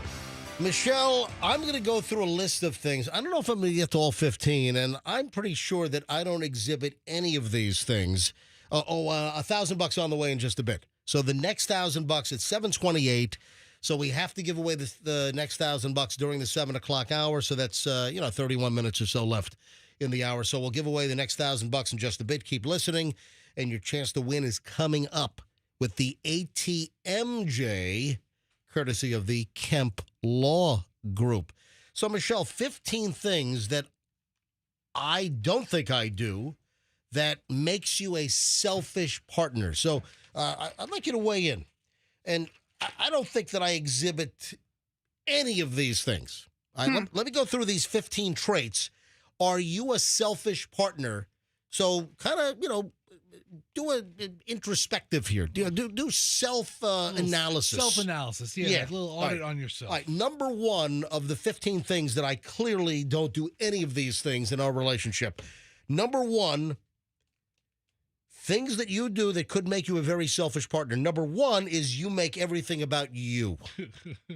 I do not do that. I don't think you make everything about you. I think it just naturally happens in our home. Yeah, it just is What, like all about you. gravity? Yeah. It's just, you drive the bus, right? Like it's, You're like the featured player. I got to be honest. I thought you were going to be much more pointed. I thought you were going to be much more attack-like when I said, you make everything about you, and then I said, no, I don't. I thought listen, thank you. You're giving me a little bit of, maybe this is not going to go as poorly as I thought it was going to go. I don't know. It's early. All right, number two, you interrupt conversations. Yes. You're what they call in school a blurter. I don't interrupt any of you guys here on the MJ Morning Show. What? Do I? I don't know that you've ever had a conversation you haven't interrupted. Thank you. Oh, great. Yeah. Now I'm getting piled on. I mean, no, it's just an observation. All right, number three. If she knows you best, I might know you second best. Yes. And I don't think you've ever. Oh, had are one. you my work husband? I mean, if that's the case, God, that is this. You're looking awfully good. Your hairy back and all. You can have him all day long, buddy. Oh, God. All right, number three. You're inflexible with plans. Yeah. Yeah. Oh, you think I'm inflexible with You are. plans? Give me an example of how I'm inflexible with plans. Hey, MJ, you're going to a movie tonight. Yeah. How do you feel about that? Well, it's a work night, and I got to do show prep. I got to do show prep. I got to go for a walk around the block. I got to walk this. I got to walk the dog. I got to do my show prep. I got to hit my 500 websites. I got a show to produce. I can't go to a movie. Let me interrupt Thursday. you. All right, number four, you don't make time for your partner. Ooh. Michelle? So what you do is you make the time, but it's on your terms. So that's kind of a complicated question. So I make the time, but it's on my time? Yeah. Oh, really? Yeah. Oh, okay. So, and I'm supposed to appreciate that you made the time on your time, but you don't think about all the things I have to do. number five, you dismiss their emotions. Oh, yeah. Oh, what do you mean? Oh, yeah. What are you, like Kool-Aid Man? Oh, yeah. Oh, yeah. How do I dismiss your emotions? I mean, it just sounds like you. Yeah. You just oh, you shouldn't feel like that. No, that's not what I meant. You just if I say something, and look, I know it. I've dated you for 6 years before, so I It was knew it. 7 years before. Okay. Number six, I make unfair comparisons. Yeah. Oh, yeah, as in I make unfair. Give me an example of an unfair you know comparison. What? I'm sorry that I can't, but there was something recently where you were comparing two things, and I was like, those are not even in the same universe. If you literally are going to compare two things, you were trying to make an analogy, and I was like, that's not even working. In what brain does that work? All right, number seven, you keep score.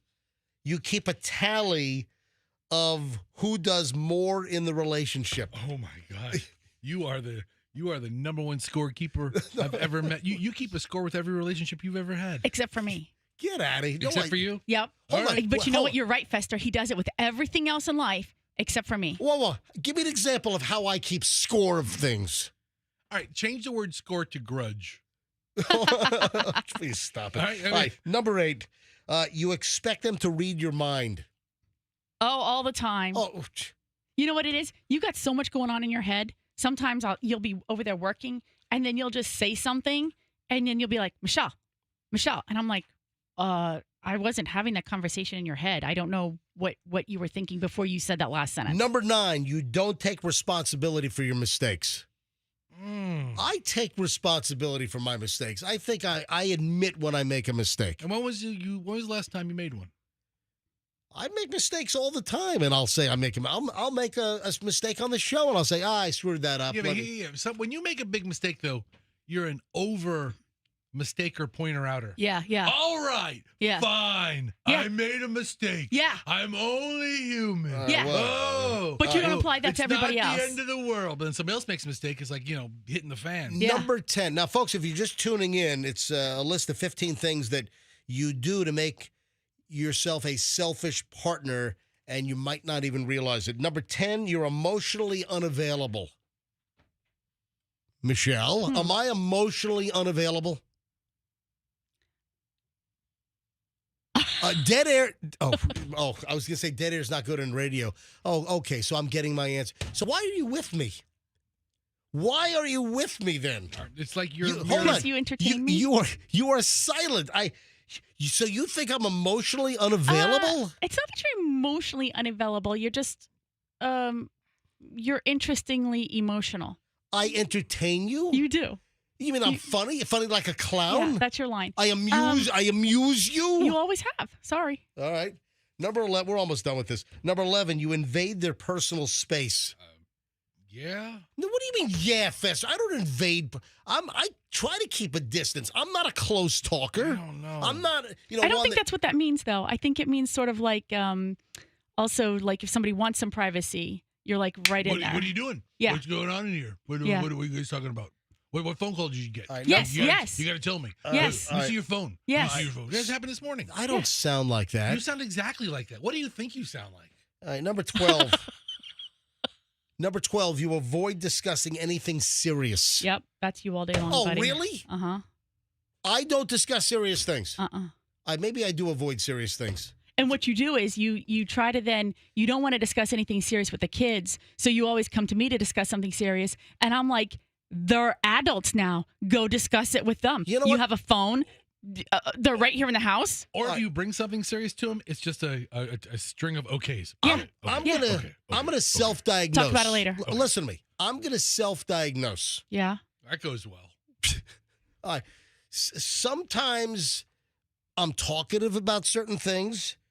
Sometimes I'm not. Sometimes I try to avoid it. So sometimes, I will discuss serious things, but other times I try to distance myself, and I just don't want the conflict.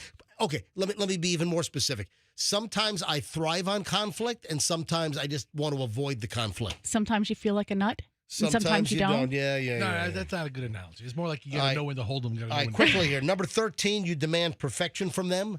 Do I demand perfection from you? Yes. All right, whatever. All right, number 14, you don't encourage their growth. That is not true. I don't like try to suppress you, Michelle. No. If you want an example. Yeah, go ahead. You were the one who encouraged me to go to law school. Look at that. And I will, if we have time, I'll tell a personal story. I am responsible for the pain in the ass that Michelle has become. You are. And I remind you of this all day long. You were the one who said, when I didn't really care for accounting, you were like, why don't you go to law school? And I was like, what law school? And you were like, Stetson. And I'll never forget the day I was filling out, it was old school application, right? Like you got the application in the mail. It was a piece of paper. You had to fill it out. Is this when I had to rush down to Gulfport to get your application in on the deadline? Yeah, I had it pretty much like completed. It was in the typewriter, and I was typewriter. Right, I was like, finalizing some things. The Smith Corona. It's a brother. Whatever. And, I was finalizing some things, and you came in, and the application was due, I want to say it was 5 o'clock on whatever day, Thursday of that week or whatever. And you came in, you said, what are you working on? I go, I'm just finishing my, sets and application. And you were like, when is it due? And I said, 5 o'clock today. And it was literally 4 o'clock. And you were like, what? And you yanked it out of the typewriter, and you shoved it in the envelope, and you were like, I'm getting this down there right now. And I was like, I guess you really want me to go to law school. And you had to get a date stamped and time stamped, and it was stamped 10 minutes before deadline. I raced from South Tampa near Gandy and Himes. I raced from South Tampa over to Stetson to the admissions office in Gulfport. In 50 minutes is actually a really moderate drive. In almost as far south in Pinellas County as you can go. Yeah. And I raced over there, and I got it in like 10 minutes before the deadline. Yep. And then Michelle was ultimately accepted to Stetson College of Law. No, Probably the nicest thing you've ever done for me. Dean, don't lock the door. There's a poofy-haired man running. We have one more, Dean. Don't lock it. All right, then number 15. So I do encourage your growth. Number 15, you take them for granted. Yeah. Oh, so I take you for granted? Uh-huh. Oh, really? Oh, great. Fantastic.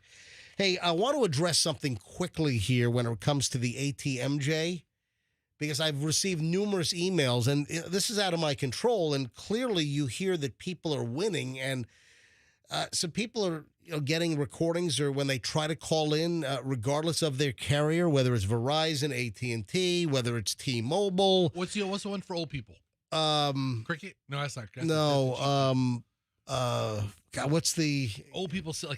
Well, listen. Now you have all of these other cell companies that are trying to sell you on like niche cell service, but they're still buying the airtime like these other companies. Consumer cellular. Yeah, yeah. I typed in old people cellular company. Jitterbug. Get your Jitterbug on consumer cellular. All right, here's the deal. Here's an example. Listener phone carriers. Hey, MJ.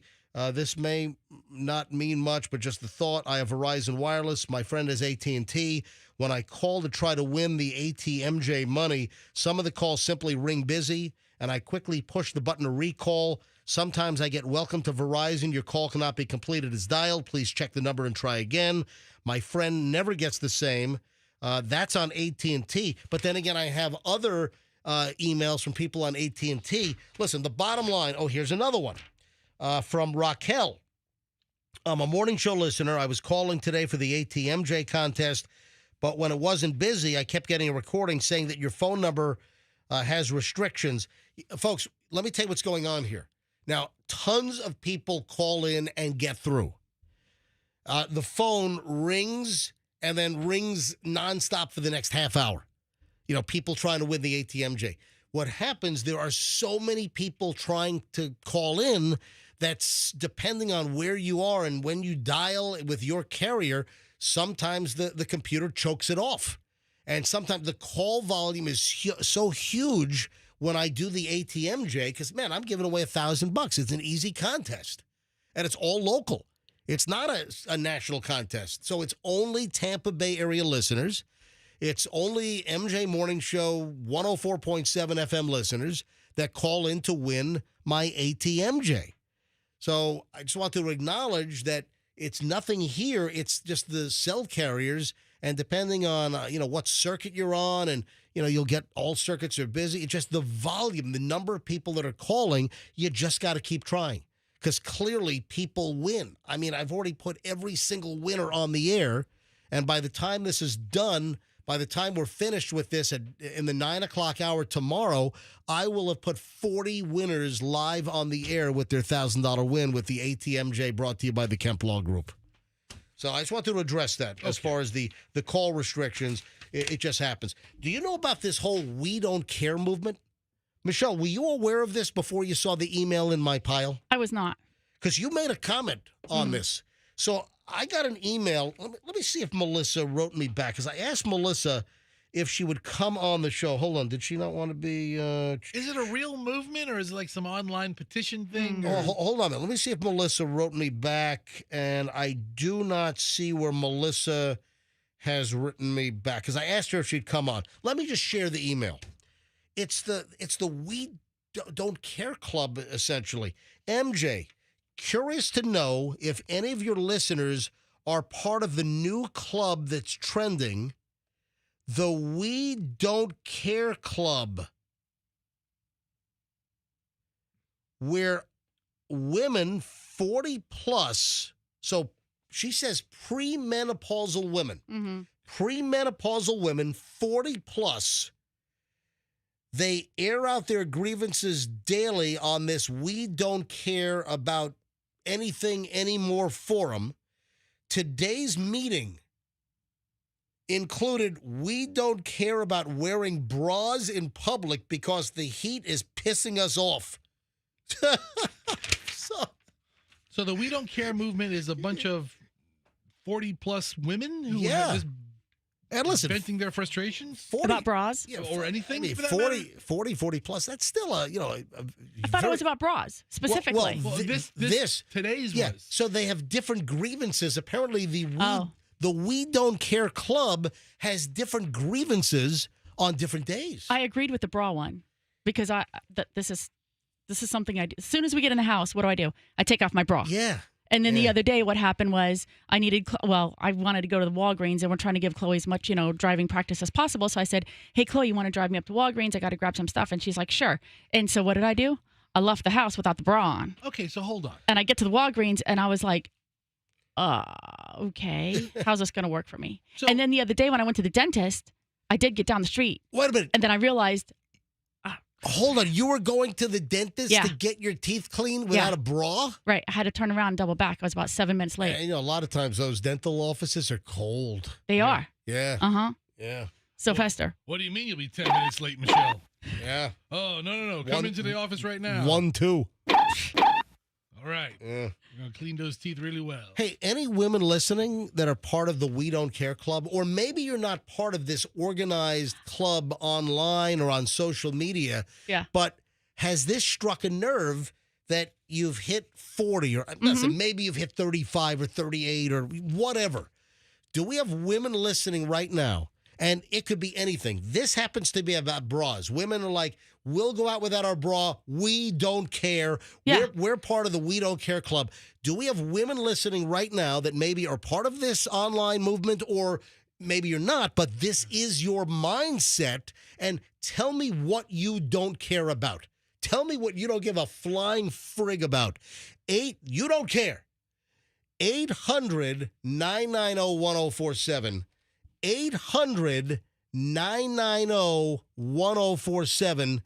That's how you get on. And let me just say another thing about that. So when I remember meeting your family, and your mom was probably maybe 55 when I met her, and I always admired her sense of she didn't care. She just said or did whatever she wanted, and I was like, oh my gosh. At first, I was like a little like, oh, that's kind of rude or whatever. A little intimidating at first. Yeah.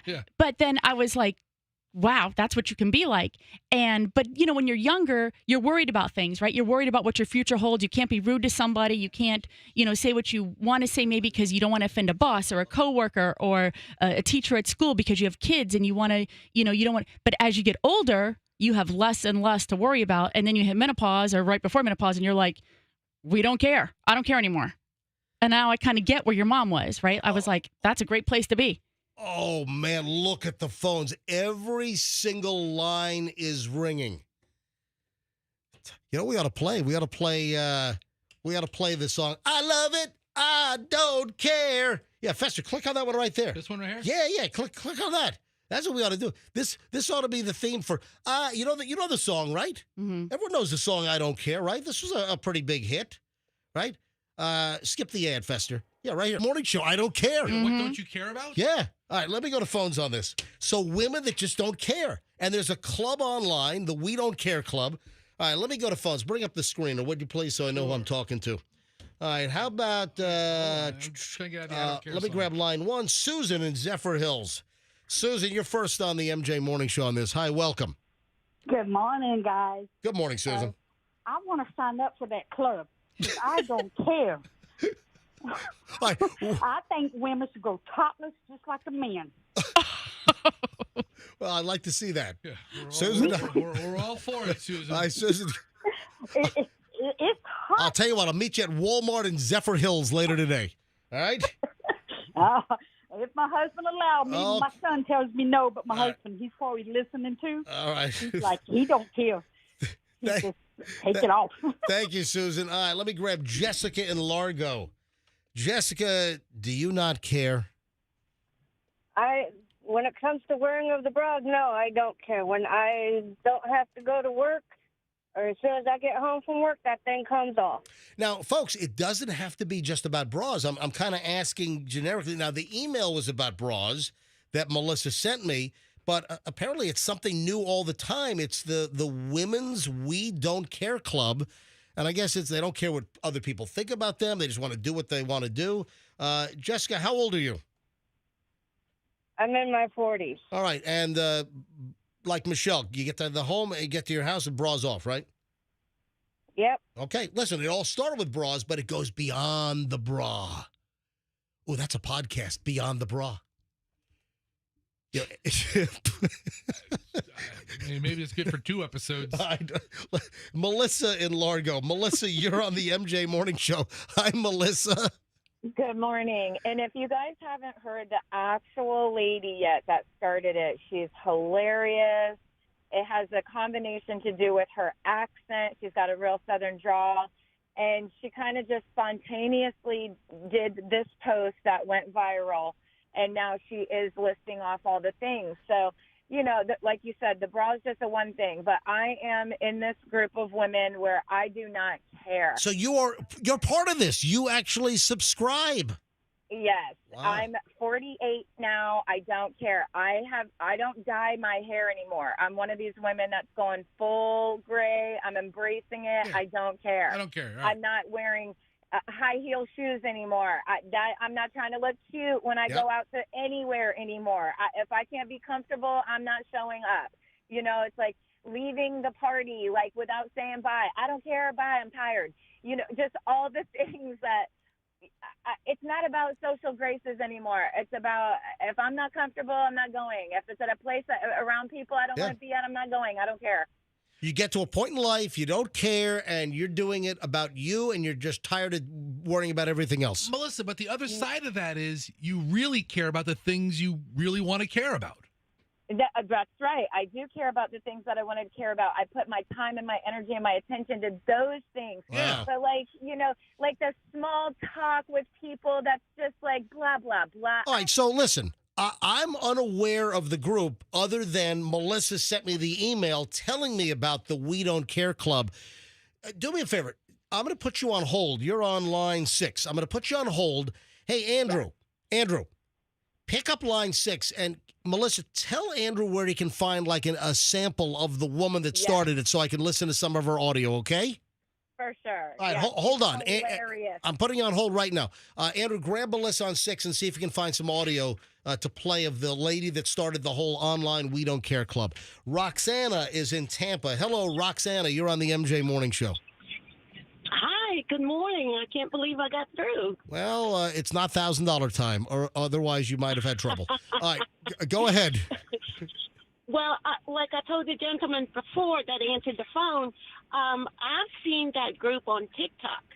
And basically it's just a woman that comes on and people send in notices about what they don't care, like they don't care about getting their toenails done. Yep. And walking around in flip-flops and going to the store in pajamas. And it goes on and on and on. And so I just wanted to let you know what it was about. Thank you. I don't care. Appreciate it. Let me grab a couple other calls here, and then we got to give away the money. Let me go to line 4 is Katie in Tampa. Katie, you're on the MJ Morning Show. Hi, Katie. Hello. It's Katie, the one who really likes the hairy back. How you guys doing? Oh, yeah. Katie likes hairy backs. Yeah, you'd love Travis Kelce's back. All right, go ahead. All right. So the We Don't Care movement, I'm only 33, and I would say that's an amazing movement. I haven't heard about it, but I already follow it. I already follow it. You are a subscriber. Even though you didn't know the club existed, you're unilaterally I'm a part. mental subscriber. You're yes. you're unilaterally subscribed to the We Don't Care Club. Katie, give me an example, Katie. 33 years old. Katie, what do you not care about? I do not care if I wear a bra in public. Obviously, if I'm going to work, I will obviously wear one. I am all for free the tatas. Okay. Free the tatas. That's something we all could All right. support. Fester is part of the Free the Tater Tots. Ooh. That's what I love them. that's I love that's them. what Fester's part of. All right, one more. You know what? I don't have time. I got to skip it. Because it's 7:53. I got to do the money right now. You got to give the call out Listen, now. I think that we proved the point. There are plenty of women that are part of the We Don't Care Club. All right, let's give away. We have a lot of stuff to get to in the middle of an hour and 20 minutes of nonstop. MJ, we got to give away the money now because it's 7:54. I've got 6 minutes to solicit and then get a winner live on the air to keep it contained within the 7 o'clock hour, as promised. $1,000 every hour, every day here on the MJ Morning Show. The ATMJ is ready to roll. Let me give this thing a little bit of a kickstart, and boom. $1,000 right now. Let's go with caller number 55. Caller 55, as in, this is car 55. We're in a truck. It's the Blues Brothers reference for today. All right, caller 55, 800-990-1047. 800-990-1047. If you're the 55th caller and you know the first name of who won the $1,000 last hour, you win the next $1,000 with the ATMJ. $40,000, $1,000 every hour, every day for 2 solid weeks, thanks to the Kemp Law Group. And we'll take caller 55 right now. So I'm getting dragged. Well, I shouldn't say that. And I might decide to opt out. So I'm getting pulled to Mission Impossible 8. What is it called? The Final Reckoning? This is such a misrepresentation as to what's going on. All right. So Michelle and Julian have coerced me. They've coaxed me to attend a movie, which is like nearly 3 hours at 6 o'clock tonight. We lured you. This is ridiculous. I was like a creep that lures a kid into a spooky van. Yeah, I was. Thanks. It was like, hey, MJ, you like scuba equipment? Oh no! No! Hey, little boy, you like slices of pizza? No! Like, Okay. No, it's the movies. Hey, MJ, would you like some candy? Why don't you come up to the concession stand and buy yourself a $15 box of Junior Mints? All right. First of all, you got to go to the dollar store before you go. That's your deal. I mean, you can get don't they sell the movie like the theater-sized boxes of candies? Boxes of candy, yeah. And you can get them for what, $2? The Dollar Tree? Hello, $1.25. All right, $1.25 tree. Then you got to smuggle them in and not be jingling with Skittles bouncing around in your pocket. So I'm getting dragged off to Mission Impossible. But apparently I can cancel, and Julian can get his money back on the pre-sold ticket, right? Yeah. Mm-hmm. All right, so I'm going to reserve the right to maybe not go. What's your problem? Hold on a minute. Because I asked when Julian bought the tickets earlier this week. Yeah. For the 6 o'clock IMAX showing of Mission Impossible 8, The Final Reckoning, I asked, well, listen, can I just jump in and watch 8? And they said, yeah, no problem. And then last night, Michelle and Julian finished watching all the MIs. So we talked about this earlier this week. Julian and Michelle, they have binge watched all Mission Impossibles all week long in order to get all prepped and primed and ready to go for Mission Impossible 8 tonight. So last night, you guys finished number 7. Yeah. And suddenly you change your tune. Both of you guys are like, oh, yeah, number 8 is really the second part of number 7. Whereas you had told me that they're all standalone and I don't need to watch number 7. And now you're telling me I need to watch number 7. I'm out. You're not going to. I'm on Shark. I'm on Shark Tank. I'm out. Michelle, don't beg him. I mean, it actually sounds like a worse time with him coming. Michelle, why did you guys change your tune? Well, because when we watched it yesterday, well, first of all, we didn't change our tune, right? We always told you it was part 2 of a 2-part series, right? Like the first one was, it says part 1 and part 2, and you know that it was all filmed together, right?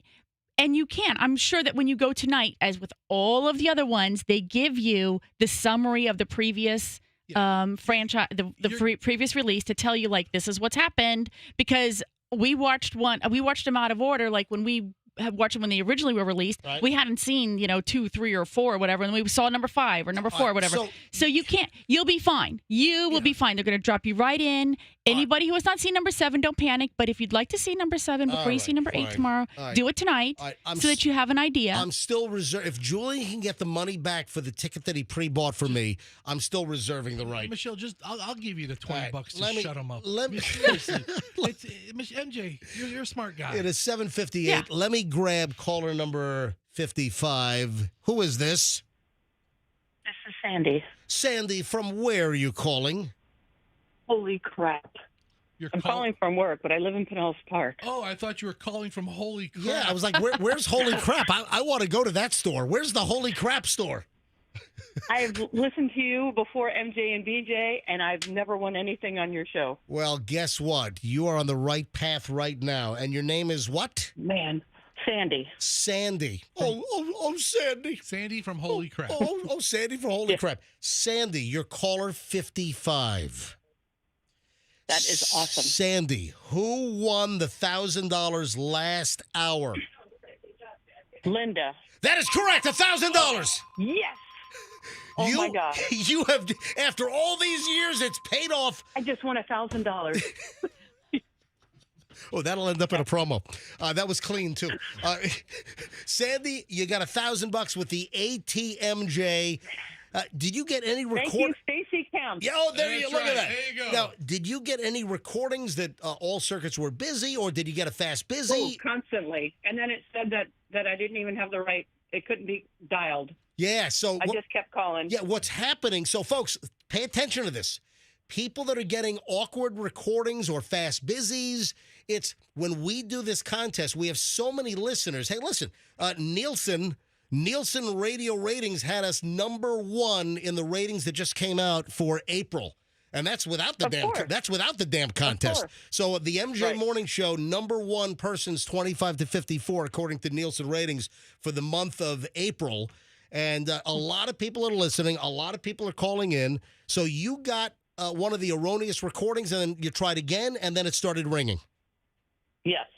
That is fantastic. Congratulations. And I love Michelle on the show, by the way. Yeah, so do I. Yeah. Oh, thank you. She's the best. Yeah. So even when I do replace Michelle with a new female member of the show, Michelle has agreed to come in.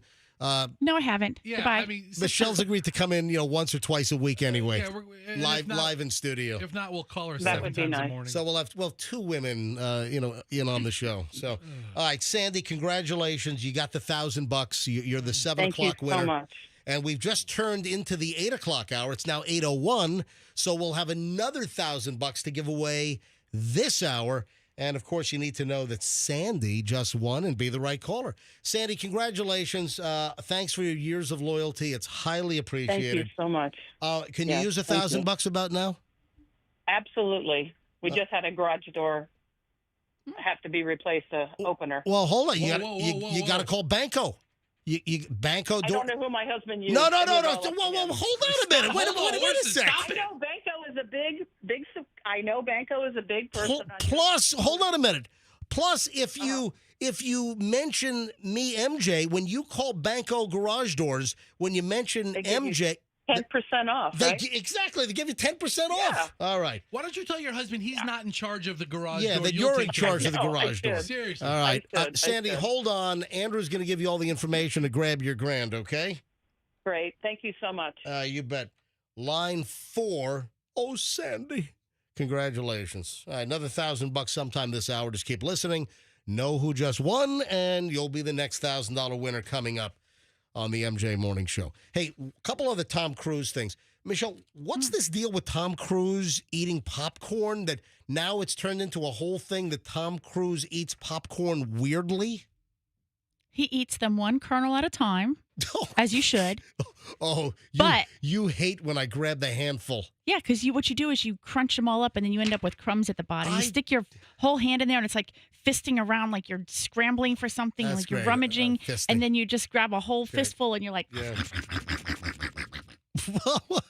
And it's so annoying. Yeah. And also, it's very loud. Hey, Andrew, did you get Michelle on camera with that? Andrew, what was that sound, Michelle? Andrew, put Michelle's camera on. Hit Michelle's camera. Do that again for people. Do the noise and the whole motion again. Go. You're getting the popcorn. Right. I mean, you're like a beast eater. I don't know what else to say. I'm Mr. Beast Eater. Yeah. But then what he does is, so he takes one at a time. Right. And I think it's with his left hand. And then he, you know, how you would like toss it into his yeah, mouth? toss it into his mouth. And he catches it like every time. It's like a stunt. One kernel at a time. Well, you couldn't do more than one kernel at a time. You know, Tom Cruise lives in Clearwater. Tom Cruise, isn't his main residence? Is that his main residence in Clearwater, right near the bridge? It's been a while since Tom and I have exchanged addresses. I don't know. You know, why doesn't Tom come in on the show one day or call in? He really should. You know, I think he should. You know, a local guy. You know, come on, endear yourself. You know, he'll come on and say, "Hey, I heard you can't make a couple hours to see my movie. What's your problem, MJ?" I mean, maybe he could coax you to, be more enthusiastic about it. You know what also I was thinking about, and then we'll move on from Tom Cruise in just a second. Mission Impossible, obviously, opened up.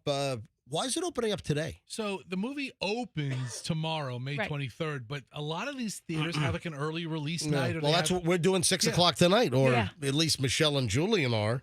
And you know what it reminded me of that we ought to play again with the opening? Remember the Tom Cruise meltdown on the movie set during COVID? Yeah, was that for this movie? I think it might have been for, was it Mission Impossible 7? I think it was for that, but keep in mind, they filmed these, I think, back to back or together. So, wait a minute. They didn't have to do any reshoots or they shot both of these back to back, and so number 8 has been filmed for years? Well, this clip is from what, 2020?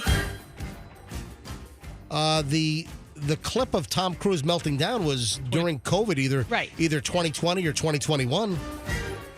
And remember, he melted down on the set. Yeah, and remember, he was yelling at people on the set. Hey, here's the audio of Tom Cruise. We are the gold standard. You're back there in Hollywood making movies right now because of us. All right, so I think he sounds muffled because he has a mask on, right? Yeah. Right? So he is yelling because apparently some people on the set, they were too close to each other. Yeah, there was social distancing. They were violating some of the on-set rules for, God, that COVID thing. Doesn't that seem like a million years ago already? All that crap we went through with, the COVID and the social distancing and everything. We are the gold standard. You're back there in Hollywood making movies right now because of us. Because they believe in us and what we're doing. I'm on the phone with every studio at night. Insurance companies. He's on the phone with every Hollywood executive at night. He's on the phone with insurance companies. Hey, Tom, I would like you to get on the phone with my insurance company. Next time I have a problem. All right? And they're looking at us and using us to make their movies. We are creating thousands of jobs, you I don't ever want to see it again. Ever. And if you don't do it, you're fired. And I see you do it again, you're gone. So I think that they were not social distancing, and he melted down on the set. It must have been Mission Impossible. Yes. And, if you don't do it again, you're fired. Good for him. He's very passionate about what he does. Yeah. So MI7 came out less than a year ago. Yeah. No, 2 years ago. 2 years ago. So Mission Impossible 7 came out July 12th of 2023. So it's just under 2 years ago. And the plan was to film them back to back, but then they did not do it. Hold on. So now you're changing? Yeah, for whatever reason. But it was very close in time. Okay, all right. They didn't take like a 4-year hiatus. All right. To the people that are losing their homes because our industry is shut down. It's not going to put food on their table or pay for their college education. That's what I sleep with every night. Wow, man. The same fervor yelling at people over social distancing on the COVID set as doing his own stunts and jumping over some canyon in a rocket bike or something. Right now, if I told you this is Tom Cruise interrogating a terrorist as to what the launch codes are. Same deal. Yeah, it's the same energy. He's in character all the time. Same commitment, baby. Same commitment. I've got audio to play of something that happened on a television news set. This happened in Schenectady, New York. So Schenectady is, central New York. It's up near like Albany. Okay. Schenectady, Albany area. A news anchor doing one of those morning shows, like locally, what do we have? We have, we have the Good Day Tampa Bay. You've got Channel 28's morning show. We have What's Up, Why Mama? Whatever. All right, so you've got the local, before they go to like Good Morning America and the Today Show and Gayle King, our local channels, they do their own local morning shows. Generally, what is it, like 4 a.m. to 7, and then the national shows come on, at least on ABC, CBS, and NBC. And there is an anchor that was doing the local morning show on CBS 6. Oh, that's Schenectady's news leader. Yeah, Schenectady, New York. So where's go to WRGB. Those are the callers. Go to their website. WRBG. WRBG. It's an Albany station. Yeah, I know that, but it's like I said, it's Schenectady, Albany. It's the same area. All right. I think they're actually licensed to Schenectady, WRGB. So I think they were one of the first television stations in the country as well. So they're fascinating. They're CBS 6, right? Yeah, where news comes forth. Well, guess what? Where baby comes first. What happened? The female anchor on the morning show, the water breaks while she's on the air. And then just sits there and continues to do the news. In other news, she's pregnant, obviously very, very, very pregnant, and her water broke on the air. Hey, Andrew, where did you put that audio? Where's the water break audio? Andrew, producer, come in, Andrew. Andrew, come in. Is he in there? Andrew, it's not up here. Can you put the water break audio up? I'm looking for it right now. All right. So the anchor is on the set. Her name is Olivia. Olivia Jacquith? Yeah, Olivia Jacquith. All right, here's the audio of what happened live on TV. Good Wednesday morning. I'm Olivia Jacquith. And I'm Julia Dunn. We do have some breaking news this morning. Literally. Yes. Olivia's water has broke. That's and right. she is anchoring the news now in... All right, first, let me stop it right there. She used improper grammar. Yeah, she should have said her water has broken. She said her water has broke. What are you, illiterate? Come on. That's a trick one. I mean, No, it's not a trick one. Her water broke or her water has broken. I don't know. I mean, you're like a English teacher gynecologist over here. And I'm not comfortable with either of it. Good Wednesday morning. I'm Olivia Jacquith. And I'm Julia Dunn. We do have some breaking news this morning. Right. Literally. Yep. Yes. Olivia's water has broke. That's and right. she is anchoring the news now in active labor. Early labor. We've been doing the contracts. She's now, timing her contractions. We'll see. I'm going to and pay she's, attention. 2 minutes apart? No. Well, there was one, but it's been a few minutes since then, so we're still in good shape. Her decision to stay on the desk, by the way. Look at what it says. Days past due date. Oh, there we go. Yeah, I know. So wait a second. Well, I'm happy to be here, and I'll stay on the desk for as long as I possibly can. But if I disappear... We're so happy for you. She's That's 2 what's days going on. overdue, so... Your water broke on the set and you're still sitting there? What about the chair? Is the chair is she sitting in herself? Yeah, is she sitting in broken water, slimed up anchor chair? All right, so admittedly, I've never been around a woman when her water broke. Michelle, you know what, Michelle, you never had that happen. Never, thankfully. With both kids. Yeah. Yeah. What decides whether your water breaks or not? I don't know, because it never happened to us, so I wasn't worried about it. For the second kid, I wanted to fill up a water balloon and have her squeeze it between her thighs just to simulate it. I mean, is behind the desk just a total mess? Yes. Yes. I think it is. I don't know.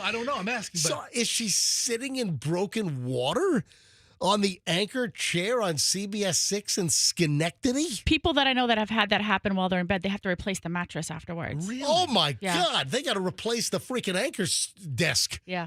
Replace the whole set. You got to call Zero Res, right? Yes. I mean, that'd be the first call. I mean, there's a location in Albany, Schenectady, isn't there? I'm very disappointed at something. So, have you heard the story about the shark researcher down in Bradenton that ripped off the organization and stole all kinds of cash?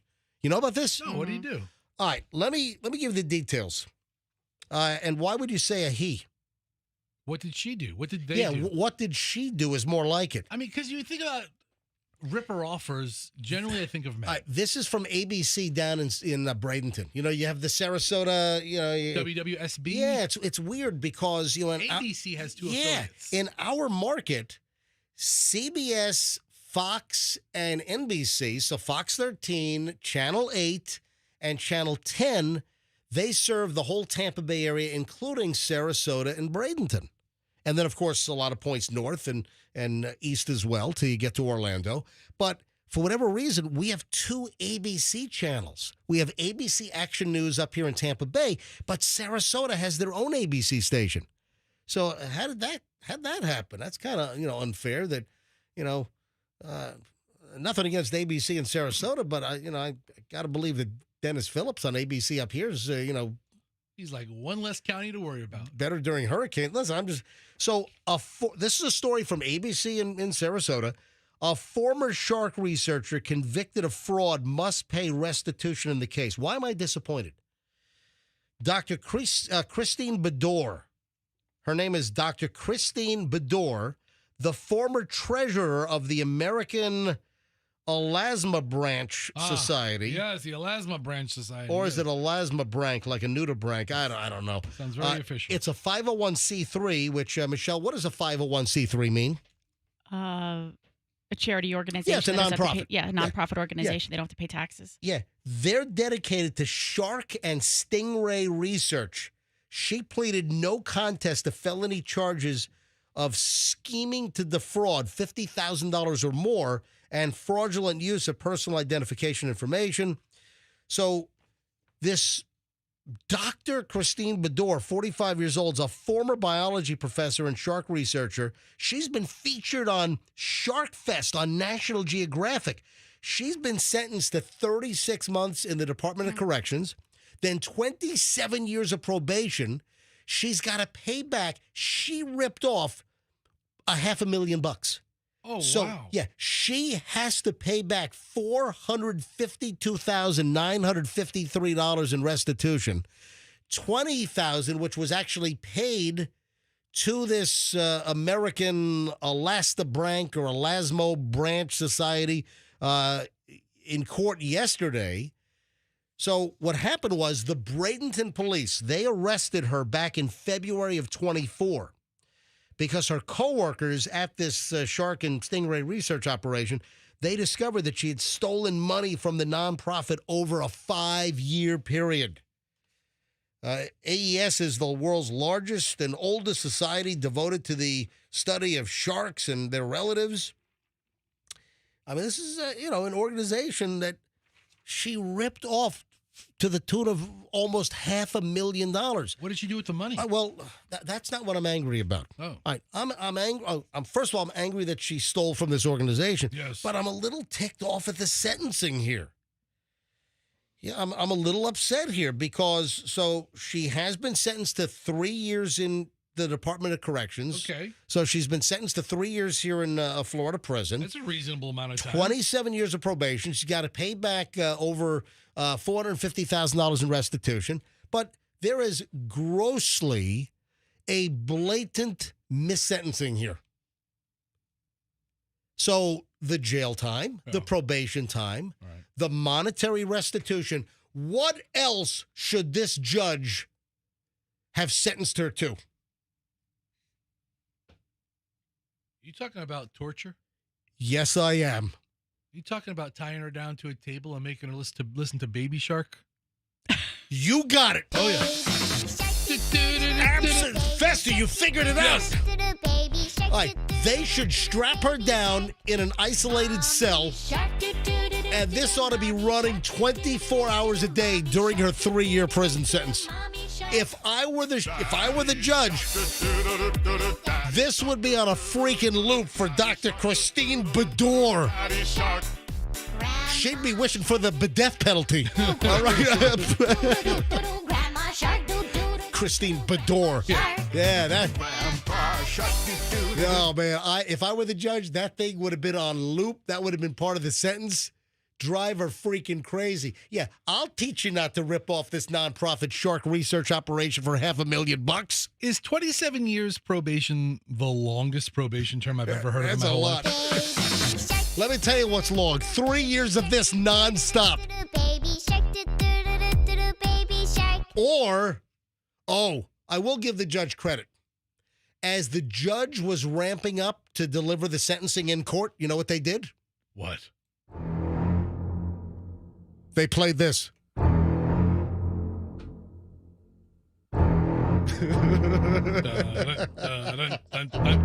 By the way, this summer is the 50-year anniversary of Jaws. Yeah. What is it, July? July is going to be the 50th anniversary. I think it's June. Are they having like a re-release or anything? They are, I think. All types of like fun activity up on Martha's Vineyard in Nantucket. Yeah, they're actually chumming the water so people get bitten by great whites. Hey, Andrew, what were you saying about the Tampa Theater this weekend? Tampa Theater is running Jaws the 23rd through the 27th. Oh, wow. So tomorrow's Friday the 23rd. So Friday, Saturday, Sunday, you can see Jaws at the historic Tampa Theater. Through the 27th, Yeah, into Tuesday. the beginning of next week. Oh, they All need through Memorial Day weekend. They need the organ player to do. They need the organ player to do this as people are walking in. That's what they need to do. Have you ever seen a movie at the Tampa Theater? Yes, I have. Okay. Have you? Nope. Why don't you take the kids to go see Jaws? You know what? I think I will. No, seriously. Yeah. Go take the kids to go see Jaws at the historic Tampa Theater. By the way, it's the only theater in the Tampa Bay area with air conditioning since 1927. Or whatever. No, no.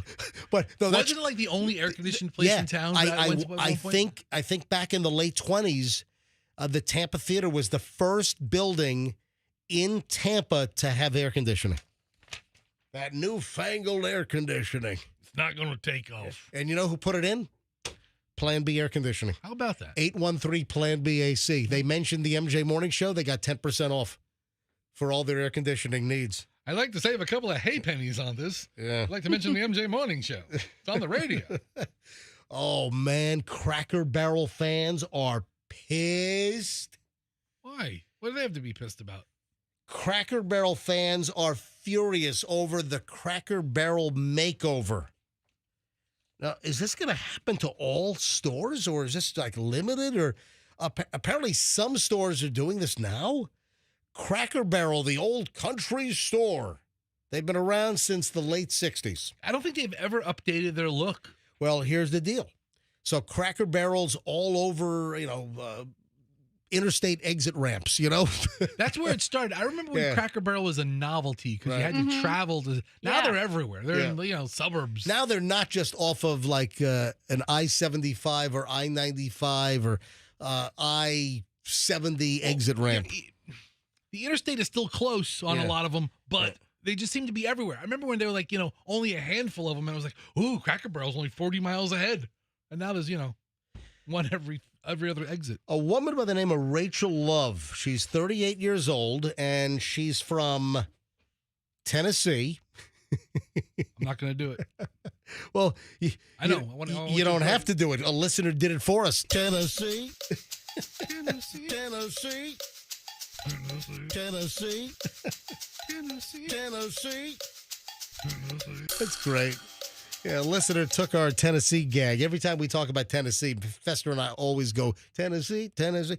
And it's, the Arrested Development song, Tennessee. And a listener grabbed it and added the music and sent this to me. Tennessee. Tennessee. Tennessee. All right, so Rachel Love, she's 38 years old. She's from Tennessee. And she shot a social media video and posted it. It's gone viral.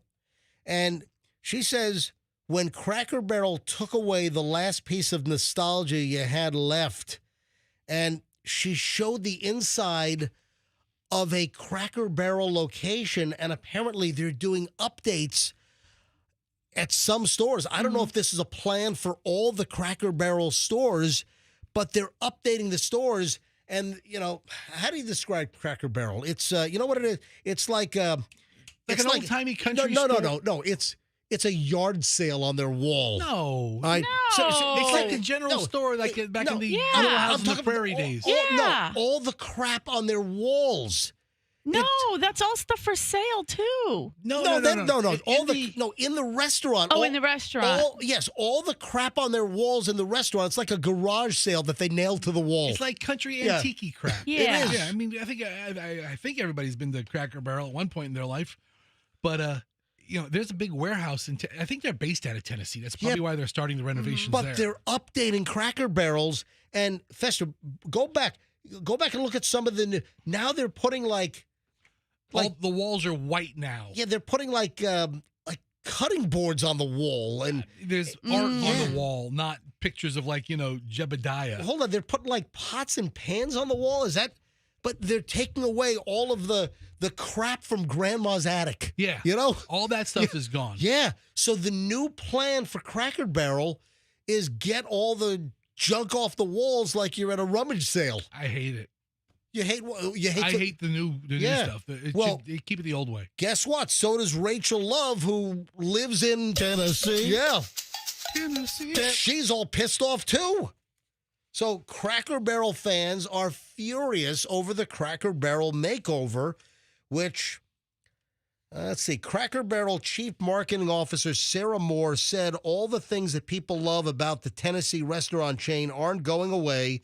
Over the past year, we have been very transparent about our transformation platform. One of our strategies is really centered on that physical guest experience. And they're testing various levels of remodels.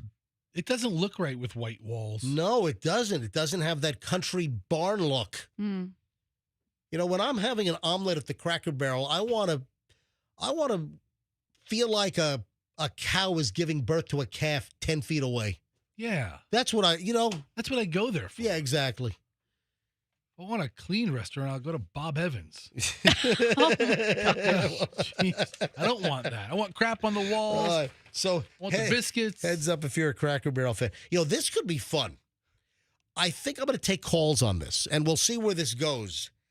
I read a story yesterday that the All-American Rejects, the band?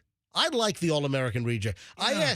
I read the story last night, and I said to Michelle, hey, Michelle, name an All-American Rejects song. And you couldn't. Mm-mm. But then I played some, and then, of course, you knew the songs. Yeah.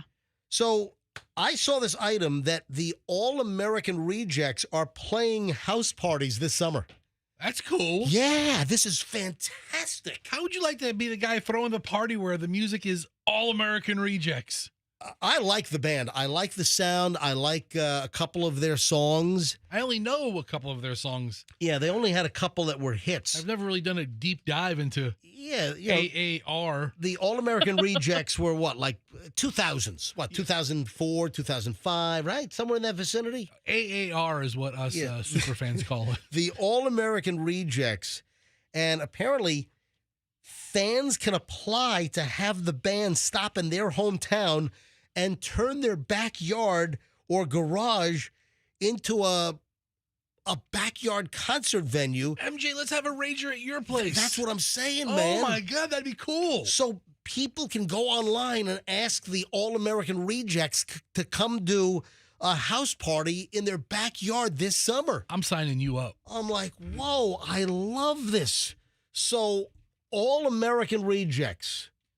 Well, I got a couple I think Give You Hell is that their biggest song? Yeah, this is probably their big. And what about Dirty Little Secrets? That was another All-American Rejects song. Here's the second one that people in on this. I got to send this in. I want them playing in my backyard. All right, if they don't play in your backyard, October 22nd, they are performing in Tampa. Oh, wow. With the Jonas Brothers. Where? I don't know. It doesn't say. It does what? It just says they're Hold on a minute. It says they're playing Tampa. Oh, Hit Tickets.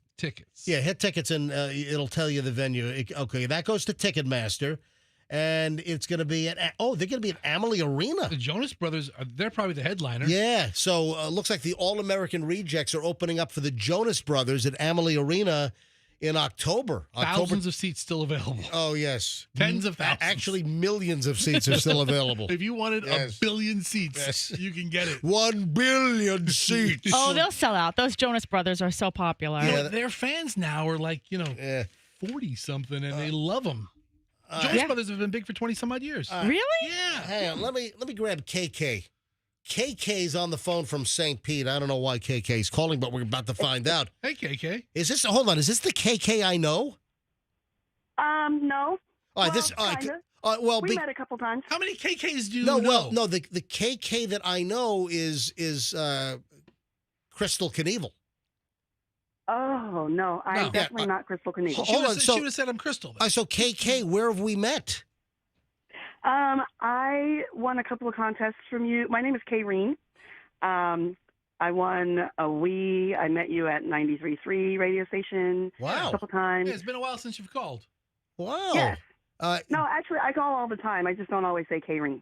Oh, well, listen, you got in just now, but that means you're probably not going to get in for the $1,000 we're going to give away in a few minutes. I'm sorry to say. That's okay. Yeah. I haven't been getting in anyway, so I kind of gave up. No, don't give up. Don't give up. No, I'm still calling, and Yeah. believe it or not, I try to call from a landline because I feel like it's easier calling from the cell phone. I use both my landline and my cell phone, and I'm still not getting There in. you go. We got people with like 27 burner phones trying to call in. Yes, I know, right? All right, so KK, why are you calling in? I wanted to remind you of an interview you did with the All-American Rejects. Their biggest song actually is probably Dirty Little Secret. Yeah. And you had told them that your daughter Chloe, who I can't remember how old she was at the time, but when she sang that song, she would sing it Dirty Little Seacrest, as in Ryan Seacrest. And you told them that, and they thought it was funny, and they said, we're going to do that on stage. I don't know if they ever did or not because I didn't go to the concert, but I just wanted to call and remind you of that. Michelle, I have no recollection of this. Really? Are you sure it was? So you're 100%? 1,000. And I only listen to you. Yeah. I'm 1,000% sure. Yeah. Wow. I don't have any recollection of it, but that's hysterical. When you were on the iHeart station. Yeah, You did so that interview. Dirty Little Seacrest. Oh, that dirty little Ryan Seacrest. Dirty Little Seacrest. That dirty little Seacrest. That's funny. I would change it to always that. remember I would change it to that boring Seacrest. Yeah. I'll see if our archiver Greg knows anything about Yeah. that. Yeah. Greg Lindbergh, the official MJ Morning Show historian. Have you ever been to MJ? I'm surprised he's not the one calling to tell you about it. Wow. Have you ever been to mjfanpage.com? I have not. I don't know why I haven't been there. It's I worth know a trip. about it. That's Greg's independently run archival page. Which There is a whole insane history of the MJ Morning Show and audio bites and all kinds of MP3s and just the history of the show. Yeah, Greg really had no life. Maybe for I'll many go years. there and see if I can find the interview for you. I'll just do your job for you. It's okay. Because God knows I'm not going to do it. She's spunky. All right, thank you, KK. Thank you, KK. You're welcome. Have a great day, guys. All right, thanks for calling in. You know what I was thinking, though? Now, it can't be a major band, but also it can't be obscure. Well, maybe just tell, if this is a bad idea, just tell me and I won't do it. Bad idea. So, All-American Rejects, they're having people apply, and they'll show up and do a concert in your backyard this summer. Mm-hmm. All right? They can do them all over the country. So, I was going to say, hey, let's go to phones and ask our listeners, what band would you die for to have them just show up at your house? Is that a good idea to take up calls? I mean, it's almost an endless endless pot. Yeah. So is it a bad idea? Is it? You think it's? I mean, you could get anything. Should we take a couple of calls? Well, no, because then it's just gonna be us like, oh yeah, that'd be good. But you know, yeah, that'd be good too. It shouldn't be like a major, massive band. Like you shouldn't call. Oh, I want Coldplay to come play in my backyard. You know, Or AC/DC. Yeah. Oh yeah, AC/DC Yeah. for instance. It's like what one-hit wonder? Would you Is want? this a lousy idea? It is. It's not a great idea. So I shouldn't take calls. No. All right. Up, over, done. You there know, it is. All-American Rejects. They're not a one-hit wonder, but they're not a. They're not a household name. They're not a major. They're not an A-list band. However, I Are think they a Green Day? Is Green Day bigger than All-American Rejects? Green Day's bigger than All-American Rejects. Yeah. Are they a Third Eye Blind? They're bigger than Third Eye Blind, I think. But a couple of clicks. I like All-American Rejects. Me too. I think they're fantastic. Yeah. I think they're very talented. all those but I angry only white know boy 2 bands. songs. Yeah. So I And think that's all there is. I think their 2 songs are fantastic. They're going to show up at your house and do 2 songs. Okay, here's our first song. Oh, good night, everybody. Up here they come for the encore. All right, right, good night, everybody. Tampa, you've been fantastic. All right. Jonas Brothers get like a 10-minute warning. Okay, the All-American Rejects going on right now. They're going to sing their 2 songs. You're on in 12 minutes. I like this sound. I like that, kind of that grungy, 2000 sound. So, all right. Michelle, whatever you do, do not do carrot maxing. What the heck is that? Oh, come on. You didn't see this in my pile? No. Carrot maxing. This is a thing where people are eating as many carrots as they can, and there are actually some side effects. Yeah, your eyes turn orange or something like that? Well, hey, you're close. Yeah, what's up, Doc? All right, so carrot max, this is another one of these stupid online social media challenges, and apparently the premise is you eat so many carrots that the pigment in carrots, beta carotene or whatever, that is that correct? Beta carotene is it turns your skin orange and really? Is this an alternative to yesterday's drug where you snort it or inject it? The melatonin or something? No, it's close to that. Yeah. That's a chemical but this is eating just natural carrots. So there's apparently, again, of course, it's some dumb, stupid tick schmuck trend, and it's called carrot maxing. You have to eat them raw? Because I can't eat too many raw carrots. Yeah, people apparently are turning orange, but there are warnings that you can OD on carrots. So online, people are saying that fake tans are too expensive and it's time to start carrot maxing. Can you eat canned carrots or can you get fresh ones and cook them? What the hell? So if you want to buy carrots, you go to Carrot Max. You like cars. Yeah, Car Max. This is Carrot Max. One price shopping. What the heck? No haggle pricing. I hate carrots. So you hate carrots? I hate carrots. Oh, I love carrots. I love carrots. I will take a raw whole carrot. I don't even peel carrots because I think the fiber on the outside is what you want. Yeah. So I wash carrots. I've heard too many stories about farmers whizzing in the No, field listen. and not washing my carrots. Listen, that's disgusting. I wash my carrots. I scrub my carrots. I vegetable brush my carrots. But I don't peel carrots because I want the outside fiber. But there's nothing like taking a whole carrot, you coat it with olive oil, a little salt and pepper, and then you put them in the oven, bake them. Come on, that's phenomenal, man. That's disgusting. It's not disgusting. So listen to this. Somebody put up online with this whole carrot maxing trend. 9 days, they binged on carrots, nothing but carrots, 9 days, and a veggie binge. And then the woman posted, update, carrot maxing sent me to the ER. Yeah, beta carotene. I think if you eat anything straight for 9 days, it's not a good. Hold on, is this true that if you eat a lot of carrots and beta carotene, that it will naturally turn your skin they say a warmer hue? It makes sense. I mean, beta carotene is a pigment that gets turned into vitamin A once it's in your system. But if you eat too many carrots, you might come down with carotenemia, which is a condition that can turn your skin yellowy orange because of the high levels of beta carotene. All right, so here's an older article from Delish. Yeah. Maybe 10 months ago. 5 healthy foods that can cause an overdose. And I haven't pre-read this. Carrot maxing. But the first one is carrots. Carotenemia. Orange skin discoloration. Yeah, that's what I said. Yeah. Carrots are prized for their high level of beta carotene, which is the key for maintaining good vision and boosting immune systems. But it's more of it's not a necessity. And it goes on to, if you eat too much, you can really be in a jam. Other healthy foods are bananas, water. Michelle, when's the last time you had a carrot? She's not a fan. I don't like carrots. You want to hear the story? I don't like carrots. Why?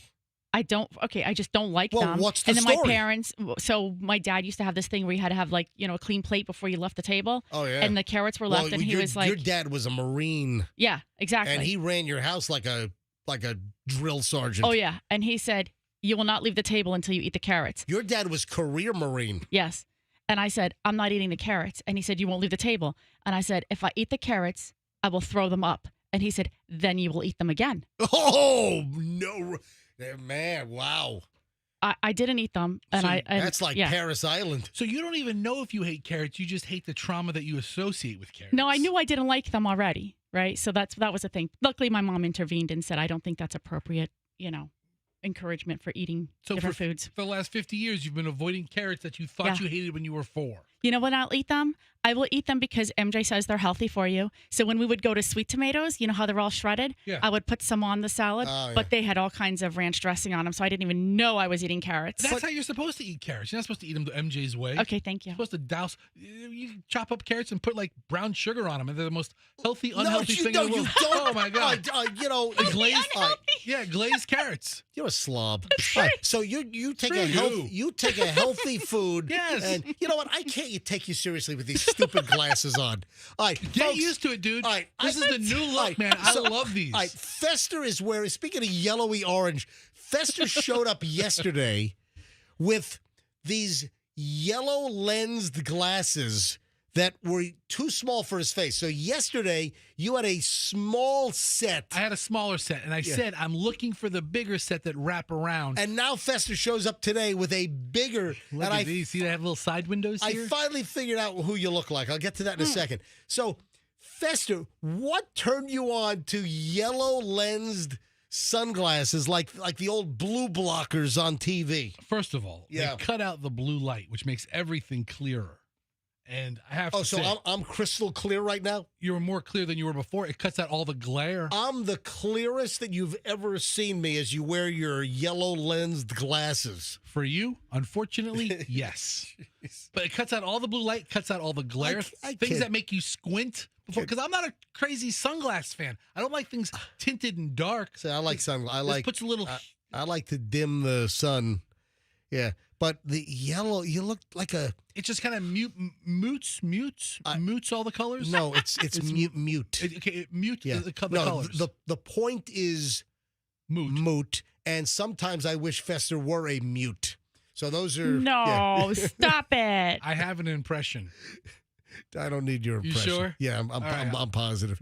So, Michelle, I figured I'll do the impression for my Patreon fans. I figured out who Fester looks like with his yellow lensed glasses all of a sudden. Who?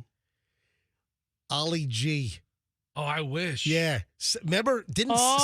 with the glasses. Yes. Sacha Baron Cohen is Ollie G. Didn't he show up on like those? Yes, look. Fester just typed in Ollie G yellow glasses.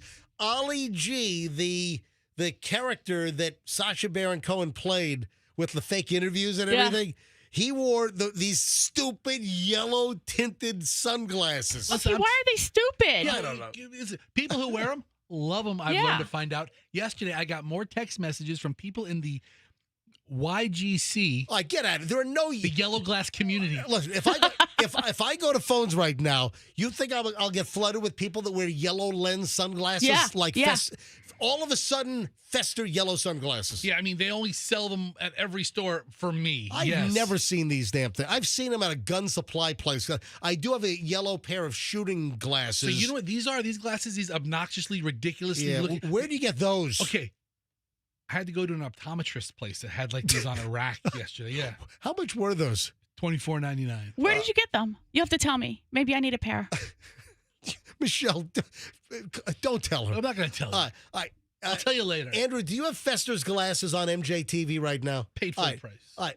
Just look into the camera. So look at the camera. What these are, though, MJ? These are the glasses that grandmas wear over their glasses. These are the glasses cover glasses. Like if you wore glasses, that's why it has a little side window on the side, and it completely blocks out all light except for all blue light's gone. I have no eye fatigue from looking at screens. Headlights don't glare at me. I'm telling you, man, these are great. You know what? You really need to think about it because you are on the screen all the time. I should get you a pair. I should give you the pair that doesn't fit me. I should give you my baby pair. And you can wear those. Michelle. Yeah. I want to call you out on something. We're driving. This is terrible. Yeah. This is terrible. This is terrible. And we got to give away the $1,000 in just a second. You're awful. You're terrible. So we're leaving the house this morning, and there's a car on the street. It's 5:20 in the morning. 5:15, actually. 5:15 in the morning. We're leaving the house, and there's a car on the street, headlights on, slowly creeping on the street. Oh, don't say it. Oh, yes. Oh, yeah. So the car is driving down the street, and listen, I'm a little suspicious. Car's driving down the street, just creeping and crawling, stops in front of a neighbor's house, 4 houses down. Fester, pay attention to this. I'm listening. All right? Car stops. And at this point, I'm like, all right, paper delivery, Wall Street Journal getting tossed in the driveway. Yeah, there's always or is it one of the Amazon delivery drivers driving their own car? But there's always a specific reason why somebody's on your neighborhood at 4 a.m. Yeah, home invasion, Yeah, All right. So it was the Amazon guy. Okay. So the car stops in front of a neighbor's house, 4 houses down. I'll just use the first name. Stops in front of Michael's house. Oh, right? Michael's. All right. So I see the Amazon guy get out because he's in his own personal Toyota Corolla with like duct tape holding up the front bumper. Hey, all right? So the package you got there. All right. He gets out of the car. He's got the Amazon reflective vest on. And I say, as we're driving by, I wonder what Michael's getting delivered at 5:15 in the morning. And Michelle says, dildos. That was just for your. That was for your amusement. No, it's for the listeners' amusement now too. Well, I wasn't going to bring it up, but you did. Why would you say that? Was she right? No, we don't know. We didn't open the package up. I'm sure it's not. I was just joking with you. Do you have his number? I wanted to. Hey, Michael, did you get a box of dildos? Oh, yes, I did. No, he did. No, he did not. Stop. No, I'm sure it wasn't. It was just because what happened when I said that? Well, you laughed hysterically. I did like laugh. Literally almost all the way out of the neighborhood. And then I put that in my little memory bank, and I've just unraveled it here at 8:46 on a Thursday morning here on the MJ Morning Show. I'm sure that's not what was delivered with early Amazon delivery Do you this have morning. to drive by this guy's house every time you to and fro to your house? Yeah. Going to my house, I drive by, and then, yes, to and fro. Okay. I could never think of that guy's house the same. What is to and fro from? It's like back and forth, right? No. But isn't there a rhyme or is it like row? What to and fro? Why do I to and fro is used in something that we learned as a kid? To and fro. Anyway, so go ahead. What were we gonna say? No, but now that you have to pass this guy's house probably 10 times a day, right? How could you not think of it as Big D headquarters? Yeah. Whatever. All right, 8:46 at the MJ Morning Show. Do your ears hang low? Do your ears hang low? Do they wiggle to hold and on. fro? Is that what it's from? I don't know. Bring this up. Hang on. This is one of these kiddie songs. Is the audio up? Yeah, my pod is up. All right, hold on. Yeah, just let it play. Just let it play. It'll go. It's probably just doing a. Why is there no audio? I don't know. Yeah, there's no audio here. Yeah, I got the internet on. I got everything should be working. Yeah. But there's a nursery rhyme about your ears hang low. Your ears hang. But I think there's another to and fro as well. All right, let's to and fro to the phones right now and give away the next $1,000 with the ATMJ. Would you like to win $1,000, folks? It is ATMJ time. We'll go with caller number 100. Caller one. You know what? 105. Let's go all the way. 104.7. Caller 104.7. We'll round it up to 105. Caller 105 right now, 800-990-1047. And you will win the next $1,000 with the ATMJ if you're the right caller and you know who won last hour. Caller 105, 800-990-1047. 800-990-1047. Good luck from the MJ Morning Show. And I hope you win the next $1,000. All right, Andrew, hurry up because I've got some time constraints here. You should have thought about that before you picked such a high number. All right, well, why don't you shut up? You got my to and fro going on here, I think or what? I do. All right. The internet audio is not working. No, it's not. Hold on a minute. Why is our audio not working all of a sudden? We haven't played anything off the internet so far today. No, we did. Yes, absolutely we did. So maybe I'm wrong. No, we did. Why is this not working? We haven't played anything off my computer. I don't know. I thought we did. Yeah, so our internet computer is not playing diddly crap here today for some reason. Okay, so you guys don't get to hear the nursery rhyme. No, the to and fro song. While we wait for caller 105, Andrew's screening away. Couple of things. A guy gets kicked out of Planet Fitness for a water bottle that's too big. So Fester sends me this last night. Fester, this is old. I had no idea. Dude, I saw this back in 2021 or something. Okay, that's fine. I didn't know. Yeah, but listen, I'll revisit it. But it's not new. Fester sent me this little video clip. Guy goes into a Planet Fitness location, and the front desk lady says, "Nope, you can't bring that water bottle in here. It's too big." Listen, it's not like he brought a 5-gallon, Crystal Geyser, or a Zephyr Hills, delivery truck bottle of water that goes into the water cooler at the office. The guy brought in a half. You've seen them. Yeah. It's the giant water bottles with the big, handle. The guy brings in a half-gallon, not even a gallon. The guy brings in a half-gallon water bottle, and the lady at the Planet Fitness desk says, Yep, your water bottle's too big. And then tries to tell him that water bottles have to fit in their template. What are they? I had no idea. Hold on. They have a template like at the airport where, the airline makes you put your bag in the template to see if it's okay for carry-on? Is that true? I've never been to a Planet Fitness. I would Planet freak out on them. If I'll Planet F you up. Hold on a minute. You're telling me that this guy has a nice water bottle. It happens to be a half-gallon, and they were not letting him in the club because his water bottle was too big. So this story is somewhat old, but I'm guessing, Fester, if you didn't see this, I'm guessing a lot of people didn't see this from 3 or 4 years ago. Is this an issue for other people? I mean, I, too, have never been to a Planet Fitness because of other reasons.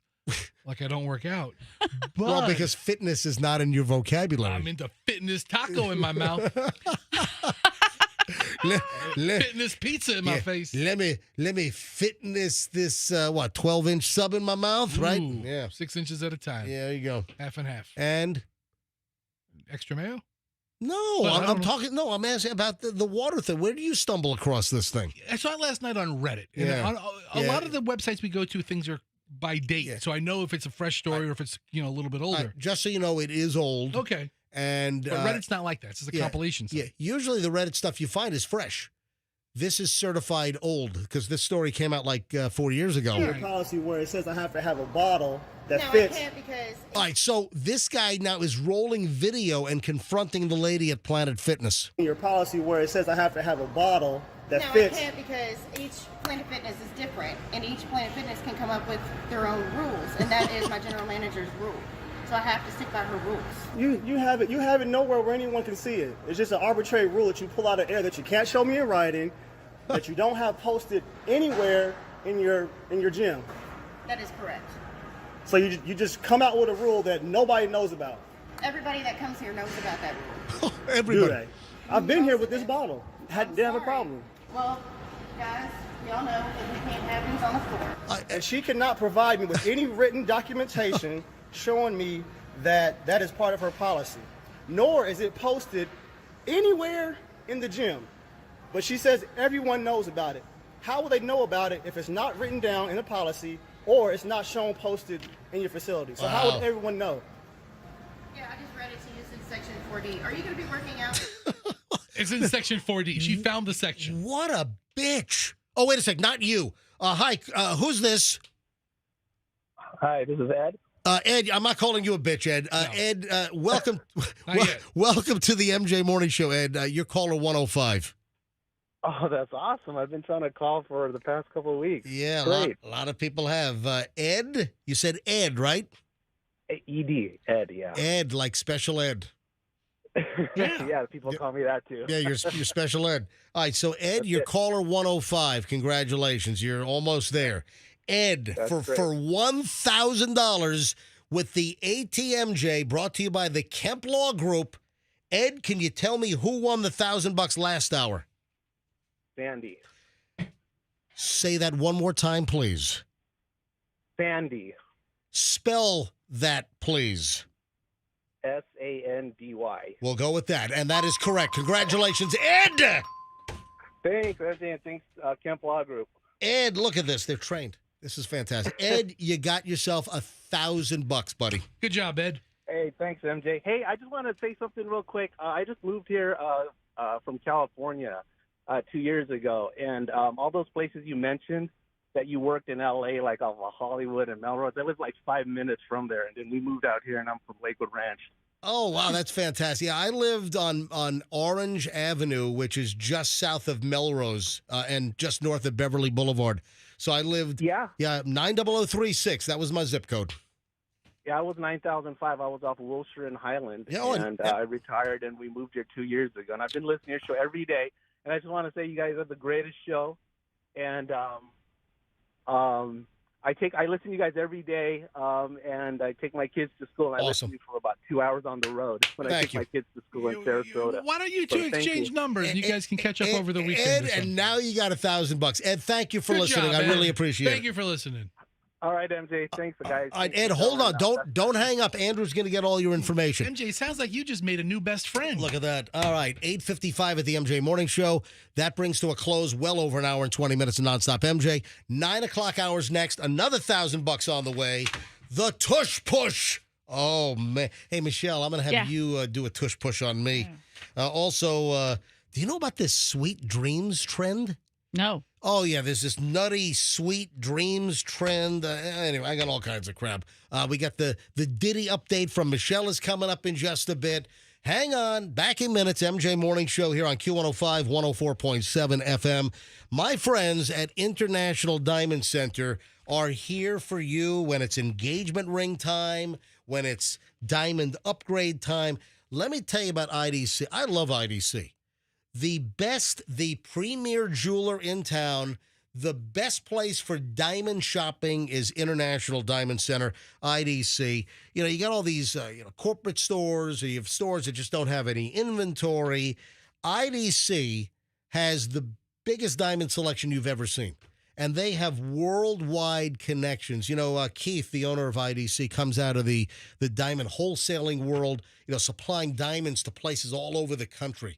Long reputation, all the great connections. So that's why you want IDC. We're in engagement season here.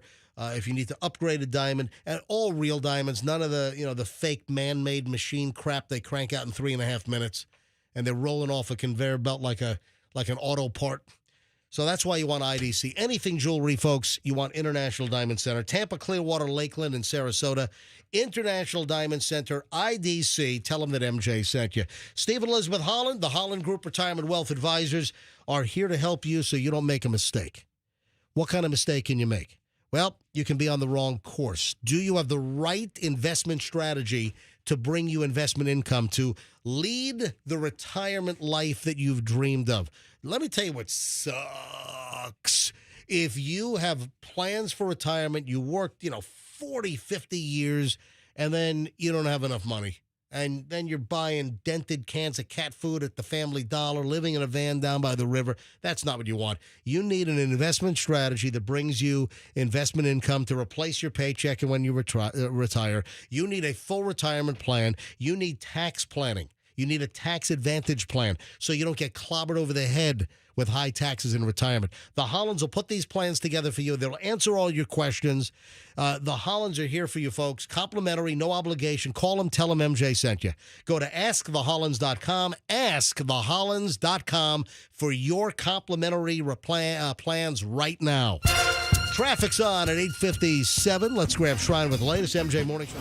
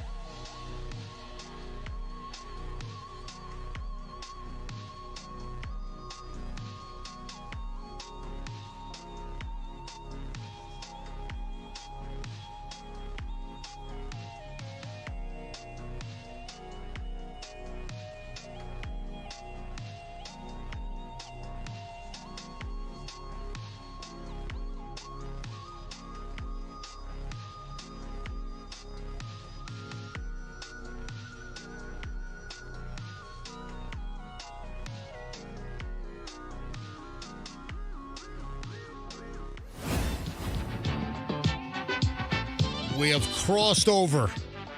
Oh, who was the dummy? Who was that guy, the crossing over guy that was like doing readings? What was John his... Edward or Edwards? Who was the politician? John Edwards? So this was John Edward? Didn't he have like a similar name? Yeah, who? I think it was. I think that's who it was. Yeah, the guy running for president that got all caught up in the baby mama scandal, right? Yeah. Baby daddy scandal. What was that? Was John Edward crossing over with John Edward. Oh, John Edward. So the politician was John Edwards. Yes. Crossing over. All right. Anyway, all that to say we've crossed over into the 9 o'clock hour. And we'll have another $1,000 coming up in just a bit. Yeah, well, it seems like a reasonable way to go. Just keep listening. So another $1,000, and then we wrap it up tomorrow. 2 solid weeks. So tomorrow, another whole day. 6 o'clock, 7 o'clock, 8 o'clock, 9 o'clock hours. $1,000 every hour. We'll do $1,000 this hour. Just keep listening and get ready to call in and win. Oh, one other thing, that whole water bottle thing, the story that Fester dug up, that's old. But if you hadn't heard it, I mean, what a menace.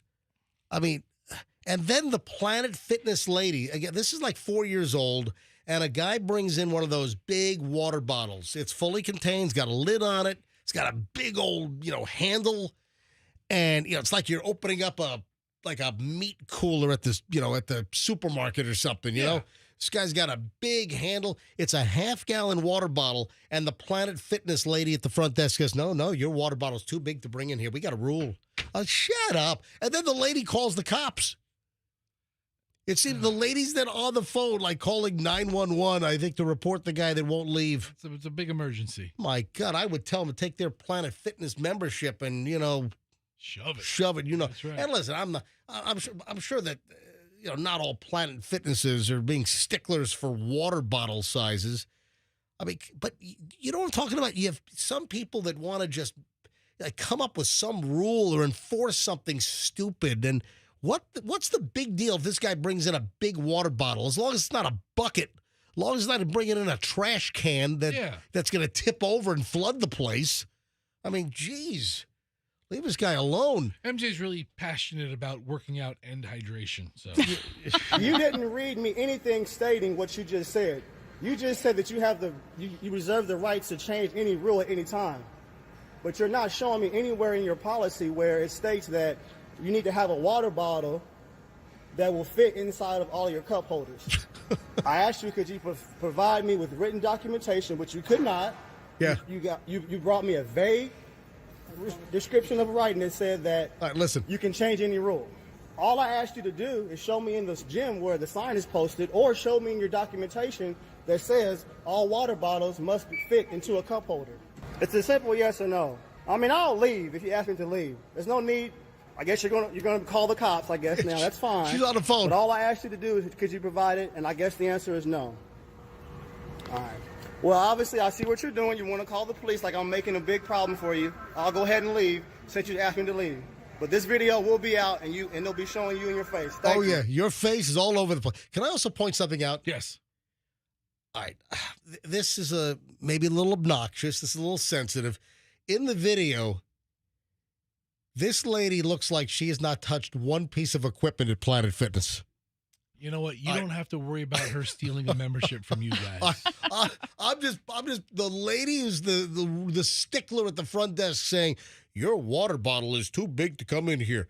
She hasn't touched one piece of fitness equipment. Her gut was too big to go in. She might have tripped over a bench press, but that's about it. She might have tripped over the treadmill, but that's the only equipment she's touched there. Anyway, it's an old video. Fester thought it was new, but no, it's about 4 years old. But can you imagine? I mean, a fitness club treating a paying member like that you can't come in, your water bottle's too big? And then they call the cops on the guy? All right, anyway. So, Michelle, I asked you a little while ago before the break if you had heard about this whole sweet dreams trend. Yeah, why are the phones ringing? Are they I guess I don't look down all the time. I guess people are just calling for them. Pick some up. Hang on. Hi, good morning, MJ Morning Show. Who's this? This is Melissa. Melissa, why are you calling the MJ Morning Show right now? Well, I'm calling because I was hoping to be the next person to win the $1,000. All right. So you heard the guy just a few minutes ago, right? I did. Oh, you're just trying to get a jump on things. Well, yeah, because apparently I didn't win it the last time, so I was trying to get, trying to get a jump on it. Right. Am I too soon? Oh, you're way too soon. So after MJ announces it, MJ, there's no benefit to calling before MJ announces it. Because we start with caller one after he gives the number. Well, here's the deal. You're trying to score the $1,000, right? Absolutely. All right, this is what I call a premature scoregasm. Yeah. You're trying to you tried to score the money. You're calling in way too early. It's a premature scoregasm, okay? Okay. All right, thank you. You're welcome. Thanks. All right. Yeah, I mean, anybody calling right now, there's no benefit to calling right now. Once MJ says the number of the caller. Hi, good morning, MJ Morning Show. Who's this? Hello? I know you're there. Hello? Maybe they're not there. Yeah, they're giving me the silent treatment. No, they are there. Hi, good morning, MJ Morning Show. Who's this? Rhonda, Rhonda, why are you calling the show right now? because I want to win $1,000, MJ. You are very early. I haven't announced it yet. But, hey, your phone works. You mean Sandy already passed? Say it again? I thought I was calling for... No, hold on. She's calling for last hour's contest. Sandy won in the 8 o'clock hour. No. Hold on. Sandy won in the 7 o'clock. hour. Sandy won in the 7, and then we already had the 8 o'clock winner about, I don't know, 12 minutes ago. Yeah, we had the 8 o'clock winner 12 minutes ago. So you gotta. Do you know who won a few minutes ago? No, because I was unloading my groceries from Publix in South Tampa when I was trying to call through. Oh, son of a... Yeah. Sounds like you misprioritized what you should be doing. Yeah, you might want to go to YouTube. You might want to go to MJTV really quick and roll it back and find out who won just a few minutes ago. Okay. All right? I can't tell you. Right. All right, good luck. Thanks. Bye-bye. Go to YouTube. It'll be very educational, okay? She seemed a little pissy at the end. You hear that? Yeah, she's like, okay. Oh, yeah, she's Goodbye. done. She's done with me. Yeah. All right. Every line is ringing. Folks, don't call yet. I'm just going to save you some finger time. But still, people, they'll think that, hey, let me just keep it ringing. And That's not how it goes. Yeah. But if I ask for caller 40, you're going to be, let's say you're up front, you're going to be early. You're going to be way early. So, but I'm not doing the contest for a while. I'm just being honest here. Truth in advertising. All right. So grown men are wishing their friends good night. There's this whole good night trend where here's the deal. Another one of these dumb online trends, grown men apparently have started this whole theme to call up their other grown men friends late at night to wish them a good night. Kind of like a verbal phone call tuck-in. Really? Yeah. Weird. Yeah. Dude, I was having a text conversation with somebody last night at 9:35. Right. And we went back and forth a couple of times. At 10:15, I typed it to him, good night, and then I, gave an insult, which is a term of endearment. May I ask who you were having a text conversation with at 10-something at night?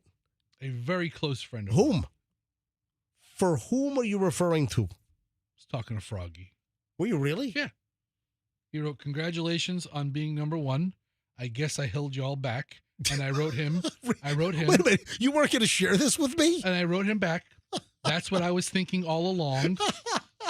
And he wrote back, thanks. And then I wrote, I love you and miss you. And he wrote, sure you do. And then I wrote, good night, bleep face. And then he wrote the peace symbol. Right there. Are you serious? Yep, that's the whole conversation. You're not making that up? That's real? Yeah. Here's everything on me and Froggy. Everybody can read it right there. Good night, bleep face.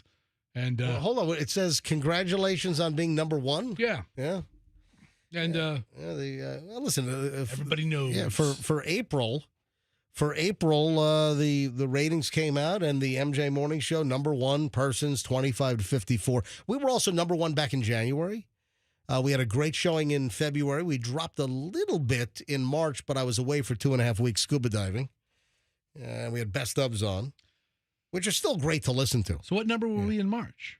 With you being like around the world looking at fish. I think we were 5 in March. 5 or 6 in March. So what do we average for first quarter?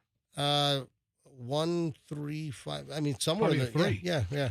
And then, but we were number one in January. We were Nielsen rated number one in the numbers that just came out for April MJ Morning Show #1 persons 25 to 54. So listen, I'll take whatever I can get when I can get it.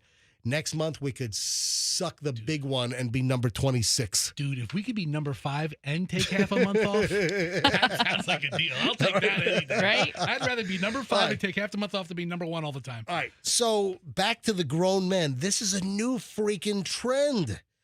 Grown men are calling up their friends at bedtime to tell them good night. Yeah. I just think that's kind of weird, Fester. What do you think? But here's the deal. It goes beyond this. Wives and girlfriends are videoing their guy, calling their guy friends to wish them good night, and they're posting the good night calls that they're making to their friends. They're posting them up on TikTok and Instagram. Is this a joke? I mean, it's a joke. Right? Yeah. I'm gonna have my alpha male husband call his friend Chet and say, "Hey, Chet, this is Jim. Just want to say good night and sleep tight and don't let the bed bug bite." Anyway, Yeah, so that's not what's happening. The good night trend, I would just ignore that garbage. Because 3 or 4 people put it up online doesn't mean No, it's thousands are jumping on, tens of thousands, millions are jumping on the adult good night call. All right, Michelle, get your P. Diddy, get your Puff Daddy, P. Diddy, Sean Combs update. There's one standout thing. There's one particular standout item that I saw yesterday that was shown in court during the P. Diddy trial. We'll get to that here in a second. Believe it or not, 2 days in a row, we've got a hood pooper update. Oh, my gosh. Yeah. Really? Do we need it? Yeah, we do. Yeah, absolutely. This is the Delco pooper. This is the woman. This is the Pennsylvania woman accused of getting into a road rage incident, stopping her car, getting out, pulling down her pants, and doing a number 2 on the hood of the car behind her, who she got into the road rage incident with. Christina Solometo of Pennsylvania, who was arrested earlier this month. Yesterday's update was that she had to hire a bodyguard to go to court. Yes. Well, guess what? Now she's been hit with a new charge. What? So she went, I guess, before going to court. So now she's been hit with a new charge. She was arrested earlier this month for dropping, we know what she was originally arrested for. Yeah. Right. What's the new charge? Well, the new charge is that the judges approved another charge, lewdness.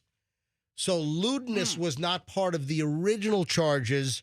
So she was hit with indecent exposure, disorderly conduct, criminal mischief, harassment, depositing waste on a highway.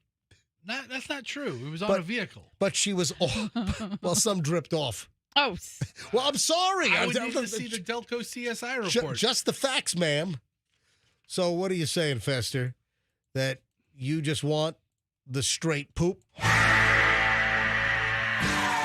Yeah, so now she's been hit with lewdness. You'd think that lewdness would be covered under the indecent exposure? Yeah, you think that, but no. Lewdness is a whole separate charge on top of indecent exposure. Something lewd is different than something that's an indecent exposure. So the Delco, Pennsylvania, Delaware County pooper, known as the Delco for Delaware County, she's been now hit with another charge. What's the penalty going to be? What does she get? Does she get 30 days in jail? I mean, what's really the outcome of this? She might.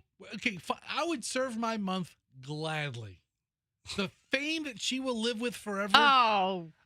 I mean, if I ever meet her, I'll give her a high five. No, just for Fester. for the entertainment value alone. Oh my God! I wouldn't give her a high five because you don't know if she's used a sanitary wipe. Yeah, I mean, she did it that time. Oh. Yeah, no, she did not. She didn't. She was like, she didn't even. All right. Anyway, so moving. Speaking of the tush. Yeah. The tush push. It failed to get enough votes to ban it. So would they fall short by, I think, 2 votes? 2 votes. Yeah. NFL owners voted on a proposal to ban the tush push that the Eagles have mastered. It failed to get 75% of the required 24 of 32 owners. They had 22 votes against the tush push. So 2 votes shy of banning the tush push. And one of them was the Eagles. Yeah. And so for now, the tush push lives on. Hold on. The Eagles voted to ban their own play? No, they're one of the two that did not. Oh, they were too short of making the numbers. So Yeah. a bunch of teams didn't vote.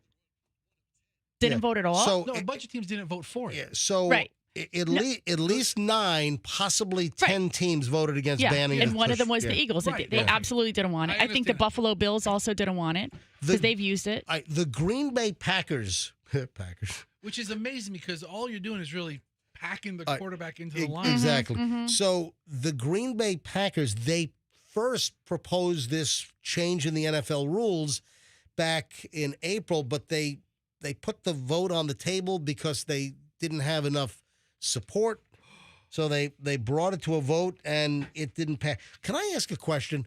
Why don't the other freaking teams, why don't they learn how to do the tush push? It's not like it's some proprietary software. It's not like it's some proprietary formula that's locked in a vault like Coca-Cola's 7X formula.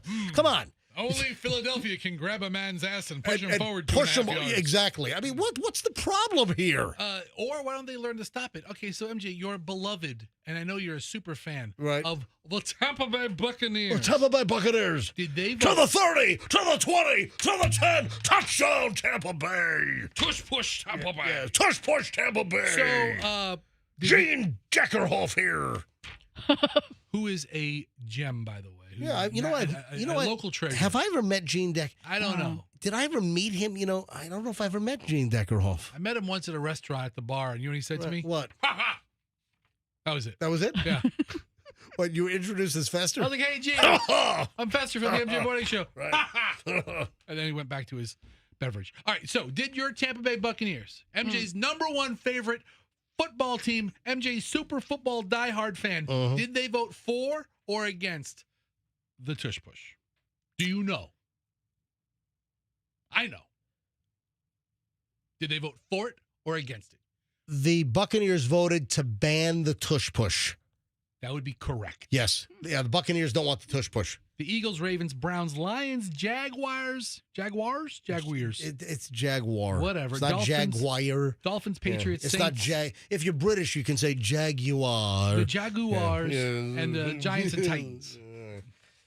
So, Michelle, let's do the Diddy update. There's not much, only a couple of things, but there's one standout item for me. Yeah. Yeah. So, Michelle, the Diddy update from federal court in New York City in Manhattan. Go ahead. So we continued the testimony with the agent who was in charge, I guess, of the raid.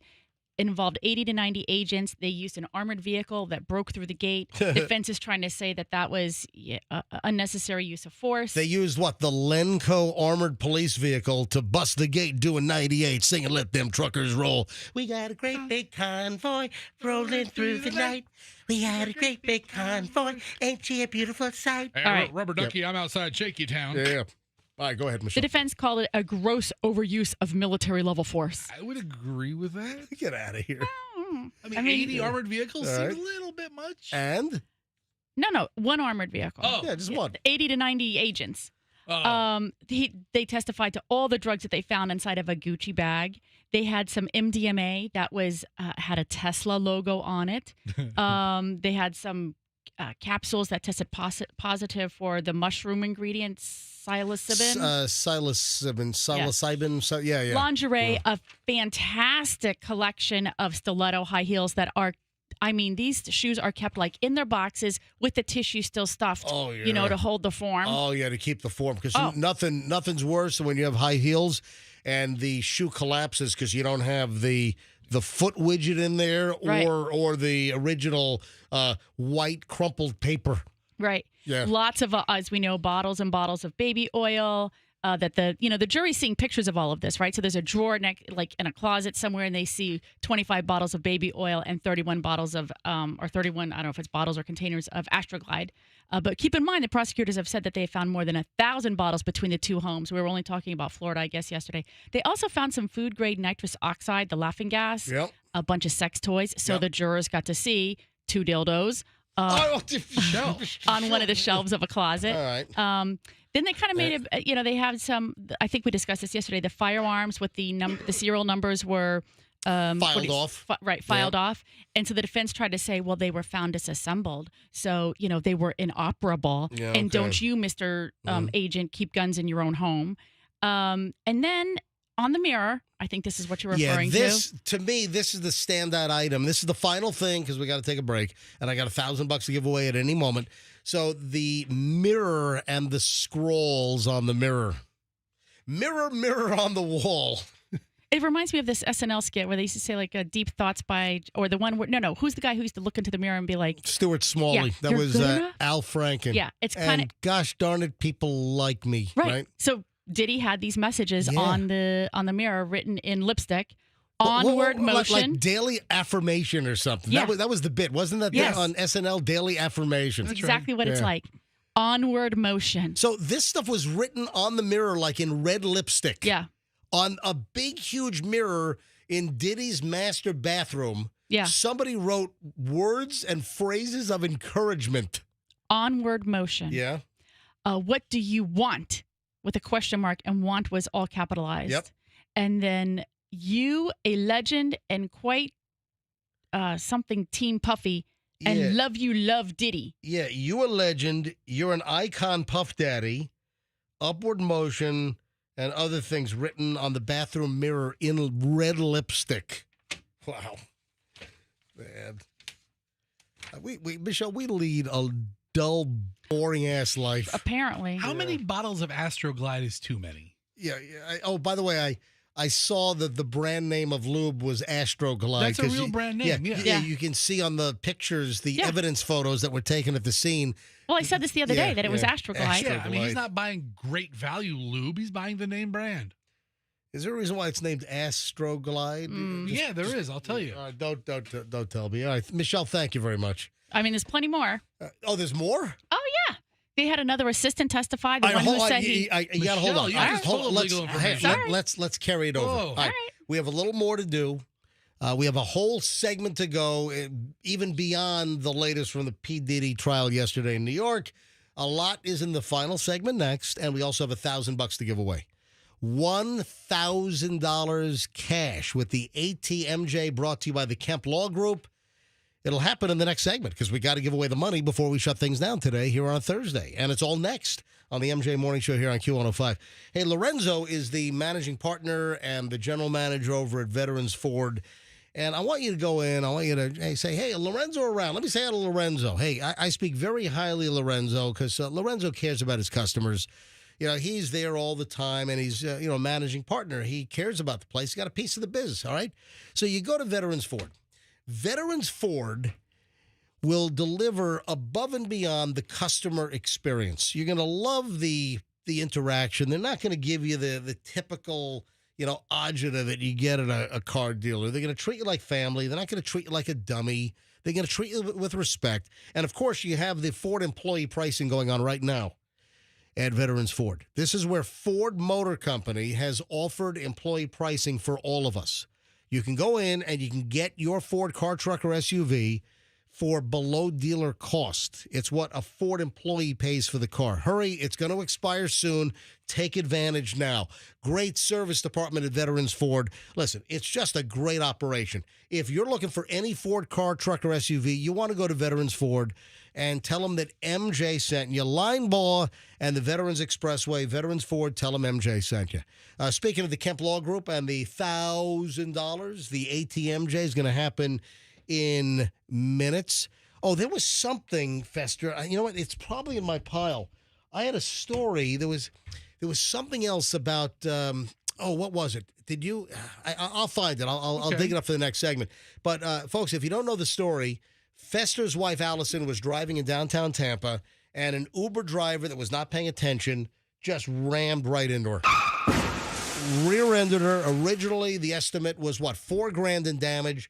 Now the number is almost $7,000. It's about $7,000 now in damage. As they've taken the car apart, they found more damage. So Fester and Allison, they've retained the Kemp Law Group, accident or fall, because listen, she was hit. If you're hit and it's hard enough to do $7,000 worth of damage to your car, Imagine she got twisted. I mean, her neck was jarred, her back was jarred, and listen, she's dealing with the Kemp Law Group to handle this, to go after the Uber driver and Uber, obviously. Hey, if you've been hurt, you deserve to collect. You got property damage, you missed work, you deserve to collect. It's the Kemp Law Group. Accident or fall, you call Kemp Law and tell them MJ sent you. Traffic's on 926. We're back in minutes, MJ.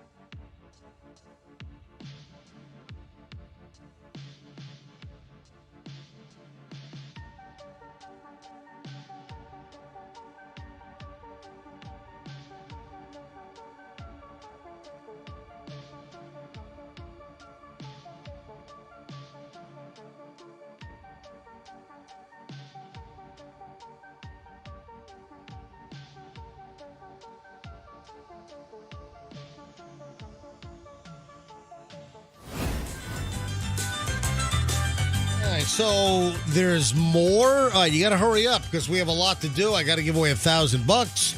Well, I'm looking at the end of the show. I see the light at the end of the tunnel, so there's even more P. Diddy. I thought yesterday was somewhat of a light day, but... Well, no, we had this assistant testify, Right. who was a former assistant. Oh, who- can I hear, let me hear the finale of the bumper. I like this.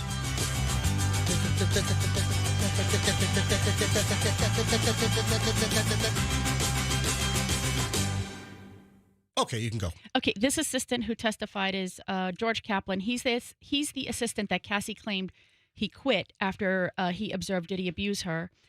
He said that his duties involved going to buy drugs for Diddy, going ahead and setting up and Diddy would give him the information, like call this dealer, and he gave him the money, and then he would go and pick up the pills. He was also responsible for setting up the rooms, right? And he did it at the direction of Diddy and Diddy's chief of staff, this Christina Quorum, who has not been charged with anything, but that's part of making it the racketeering, right? Because now one of Diddy's high-level employees is involved with setting up rooms for freak-offs. What was the name again? Christina Quorum. Okay. Khorram. Also, who was the guy? There was also a personal assistant guy. George Kaplan, the one I'm telling you about? Yeah, all right. So, but Christina was which one? She's the chief of staff. Geez. All right, so he is a chief of staff. Chief of staff. Yeah. He has a whole team. I mean, Yeah. he's Diddy. So it's the embodiment of an entourage. Yeah. Yeah. So this assistant Kaplan, he would take a bag with him and he would unpack the items inside to set up the room for the freak off. Clothes, speaker, candles, liquor, baby oil, Astroglide. He'd stage the room. Once it was finished, he was then told to return to the rooms and tidy it up. And when he described what he saw, lots of empty bottles, Gatorade bottles, liquor bottles, often baby oil on the table, on the floor, and around the bed. Wow. And he tidied the room as close as he could to, what it looked like when he first got in. And they said basically his whole mission was to protect Diddy's image. And then the other... again, what position was the guy? What was his name? He was just an assistant, All right. like an executive All right. assistant. But I saw him, and he looks nothing like you'd expect to be an assistant to P. Diddy putting freak-offs together. He's testifying with immunity, by the way. Yeah, he got immunity. Yeah, because So obviously he's testifying to things that he did that were probably illegal. Right, like buying drugs. Right. And then the other person that testified that's kind of note here is the Dawn Hughes. She's the forensic psychologist who also testified in the Amber Heard Johnny Depp trial. She's testified. I'm sorry. Just you always think about the bed. Yeah. Again. Bleeping the bed. She also testified at the R. Kelly trial. She testified at that Nexium. Am I saying that right? The Nexium. That freaky, she's also that freaky cult thing or whatever. right, and Yeah. she's also scheduled to testify at Harvey Weinstein's trial. My God, what? She gets around. She's everywhere. She is, and she did so poorly at the Amber Heard trial. Hold on. She's testifying at a speeding ticket in downtown Tampa later today. Mm-hmm. All right. So, she's just going to obviously try to corroborate, Cassie's mental state and why she stayed with him for 11 years, how he had such control over her, to that extent. But she never examined Cassie or any of the witnesses. Yeah, so we'll see. What the hell is she doing here? The judge is letting her. Yeah. So we'll see where that goes. It might actually help the defense. Yeah. I mean, at the end of the day. So today, though, we're going to have Kid Cudi testify. This is a big guy, right? I used to work for Tom Cudi. Mm-hmm. No relation. I think Kid Cudi is his son. Mm. Yeah, it's his son. Kid Cudi, Tom Cudi's son. All right, Michelle, moving along here. Yeah.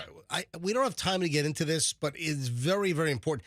Did you see the whole sunscreen study that came out yesterday? Yeah, I'm not sure what they're saying because they say something and then they really don't give you substantive information. But wait a minute, but there are 6 pages of recommended sunscreens, and I haven't heard of any of the. Well, actually, there's a Mistela on there.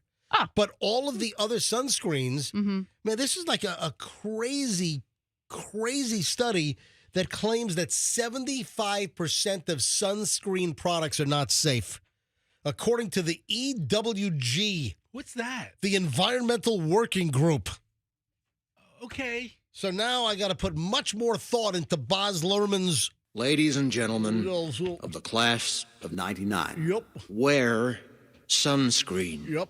If I could offer you only one tip for the future. One tip. Sunscreen would be it. That is it. The long-term benefits of sunscreen have been proved by scientists, whereas the rest of my advice has no basis more reliable than my own meandering experience. There you go. All right, we got to get into the sunscreen thing tomorrow. Okay. Because, again, there's a whole list.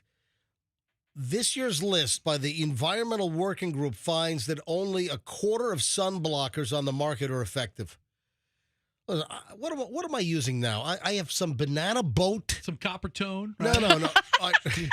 Some baby oil? No, I've got some lube and baby oil. And I've got like a Walgreens brand Super Sport 50 SPF. And all I know is that when I put it on and I'm doing 5 miles in the hot sun on a Saturday afternoon, I put it on, I don't get sunburned. So I'm not getting red, but maybe what they're, I got to get more into it. I think maybe they're saying that I'm still getting more of the UVAs and the UVBs than I should, even if it's not manifesting itself as a red sunburn. Don't you use Hawaiian Tropic? All right, listen, but none of the big brands are on their list. There's like the only brand I recognized was Mistela, which, man, Michelle used to cake the kids with this crap when they were kids. I thought Mistela was a beer. No, that's Modelo, isn't it? Modelo. You are right. Yes. All right, what else do we have? What time is it? 9:39, so obviously we have to give away the money. Let's do it right now. Let's go with caller number 1. No, I'm kidding. You better say 100 or 105. No, I'm kidding. We're not doing caller number 1. Let's do caller number. How about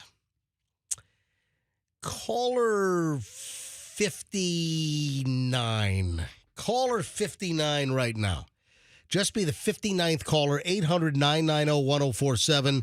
If you're the 59th caller and you won, and you know the first name of who won last hour, then you'll win the next $1,000. It's the ATMJ giving away another $1,000. We've done it every hour today. We've done it every hour, every day for the past 2 weeks. So another $1,000 right now. Just be caller 59, 800-990-1047. Know the first name of who just won last hour, less than an hour ago, and you'll win the next $1,000. If you don't know, keep listening and make sure you make a note of who wins in just a few moments, because you're going to need that first name to call in tomorrow morning in the 6 o'clock hour to win the first $1,000 tomorrow morning at 6 a.m. And then we'll do it 6, 7, 8, and 9 o'clock tomorrow, another $4,000. Very excited. Yeah. A couple of items here. Was this a slip-up? Travis Kelce somehow hinted on a podcast that he and Taylor Swift are living together. But we said this yesterday. Yeah, I mean, is this really shocking? No. Yesterday we said that they're going to buy a house in Montana. Hold on, hang on. We said yesterday 2 things: that they were looking allegedly to buy a house together in Montana and kind of drop out of the limelight a bit, and get out of the rat race and try to get to a slower area by buying something in Montana. Maybe they'll buy the Yellowstone Ranch from Mr. Dutton. No, don't you remember they went to dinner with Erin Andrews and her husband at some hoity-toity clubhouse where you couldn't even take your phone in? That was in Montana or Utah. That was Montana as well. But now they're talking about buying a house. We had that yesterday. Yes. And then we also yesterday had the story how apparently Taylor Swift loves hairy backs on guys, because Travis Kelce was just seen shirtless recently, and he's got a jungle back there. He's got a lot of hair on his back. All right. I think Taylor Swift needs to write a song about Taylor's hairy back. Yeah. I got hair caught in my throat from your back. I don't know. That's the best you can do? Well, on short notice. Oof. It's a work in Yeah, progress. all right, What do you great. got? What do you got? What do you got? Let's turn the tables. You're never, ever, ever gonna shave your back together. Something like that. That's what you got? Hey, got a laugh out of Michelle. Yours didn't. It was a laugh of disappointment. All right. It was a laugh of self-pity on All right, herself. So It doesn't even make sense. Now there's a new item as far as Taylor Swift and Travis Kelce. But first, let me grab line 6. Good morning. Who's this? Hey, good morning. This is Rob. Rob. Where are you calling from, Rob? Calling from Weekiwachi. Weekiwachi. Up north. Rob, why are you calling the MJ Morning Show? Because I love talking with you, especially when you guys are giving out money. Yeah, if we didn't have the money, you wouldn't want to have anything to do with me. Yeah. All right, Rob, you're caller number 59. All right. That is the correct caller. Rob, can you tell me who won last hour and you're the latest $1,000 winner? Yes, the caller the last hour was Ed. That is correct. $1,000. Rob, you're the late. Look at that in Weekiwachi. All right, Rob, congratulations. You got the latest $1,000 from the ATMJ, spitting out the money, spitting out $40,000 over 2 solid weeks, every hour, every day, $1,000 winner, all live, all local, all MJ listeners here on 104.7.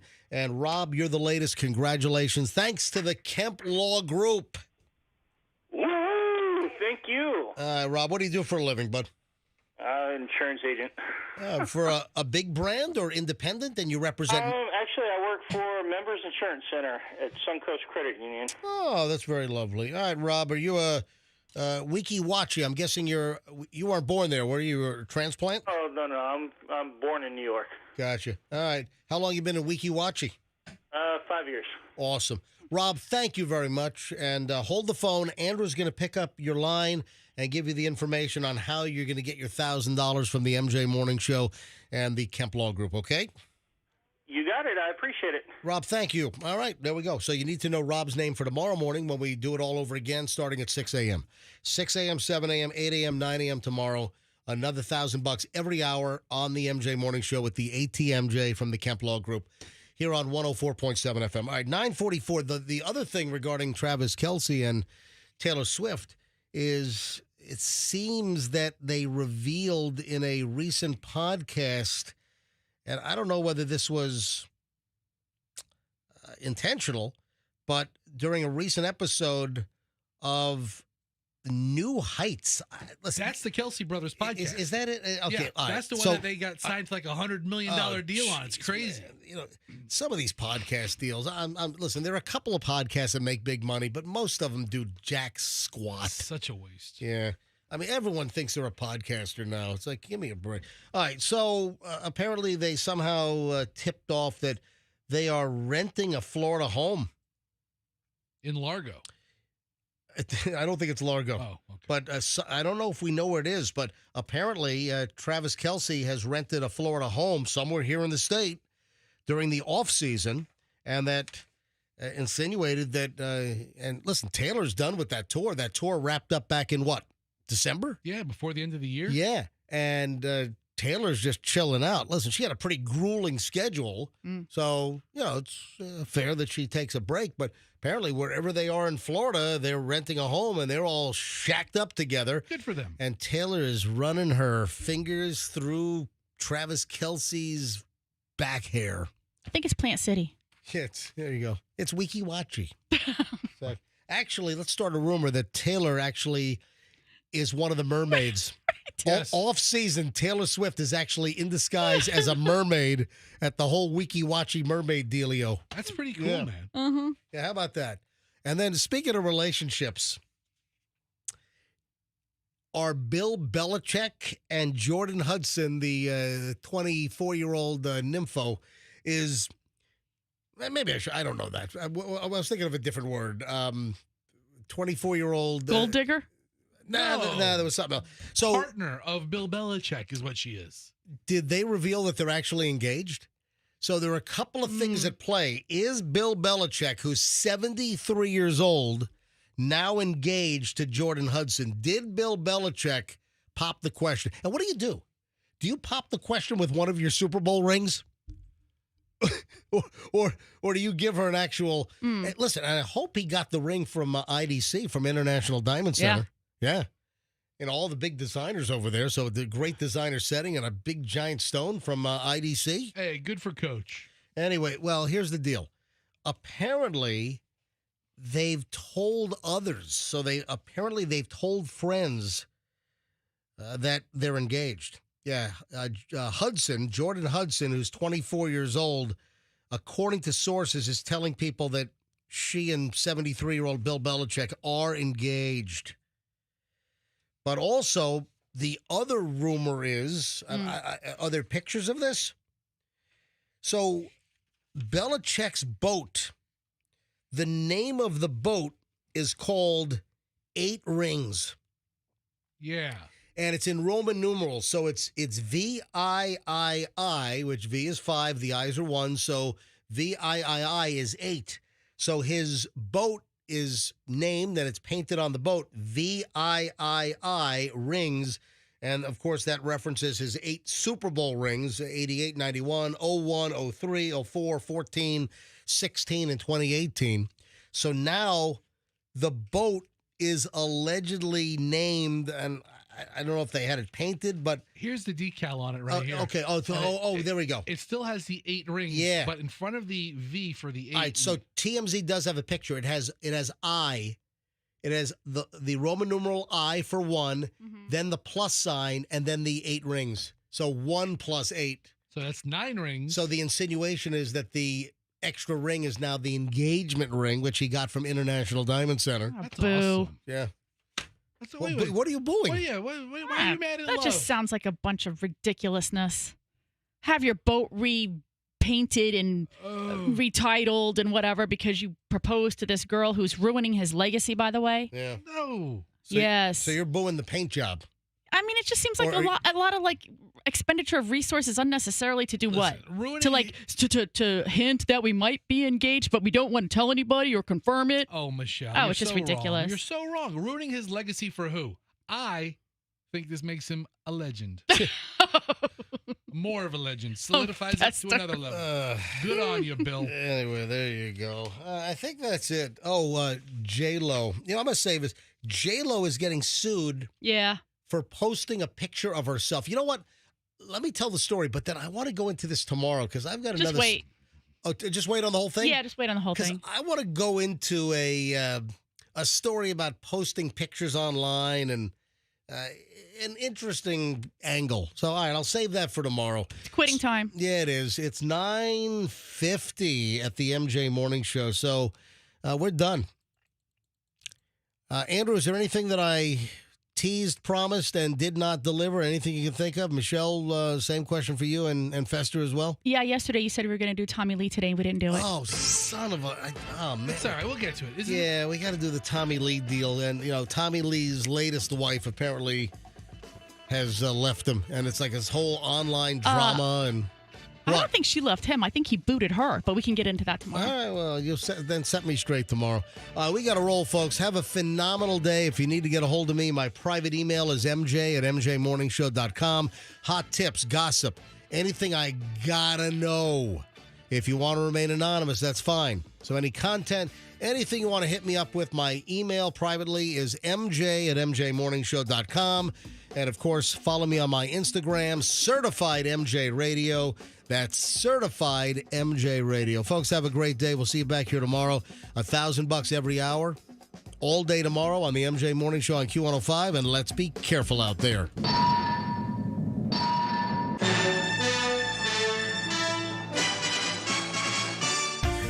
Hear the latest MJ Morning Show podcast on the Q105 app, powered by Anna Jar and Levine.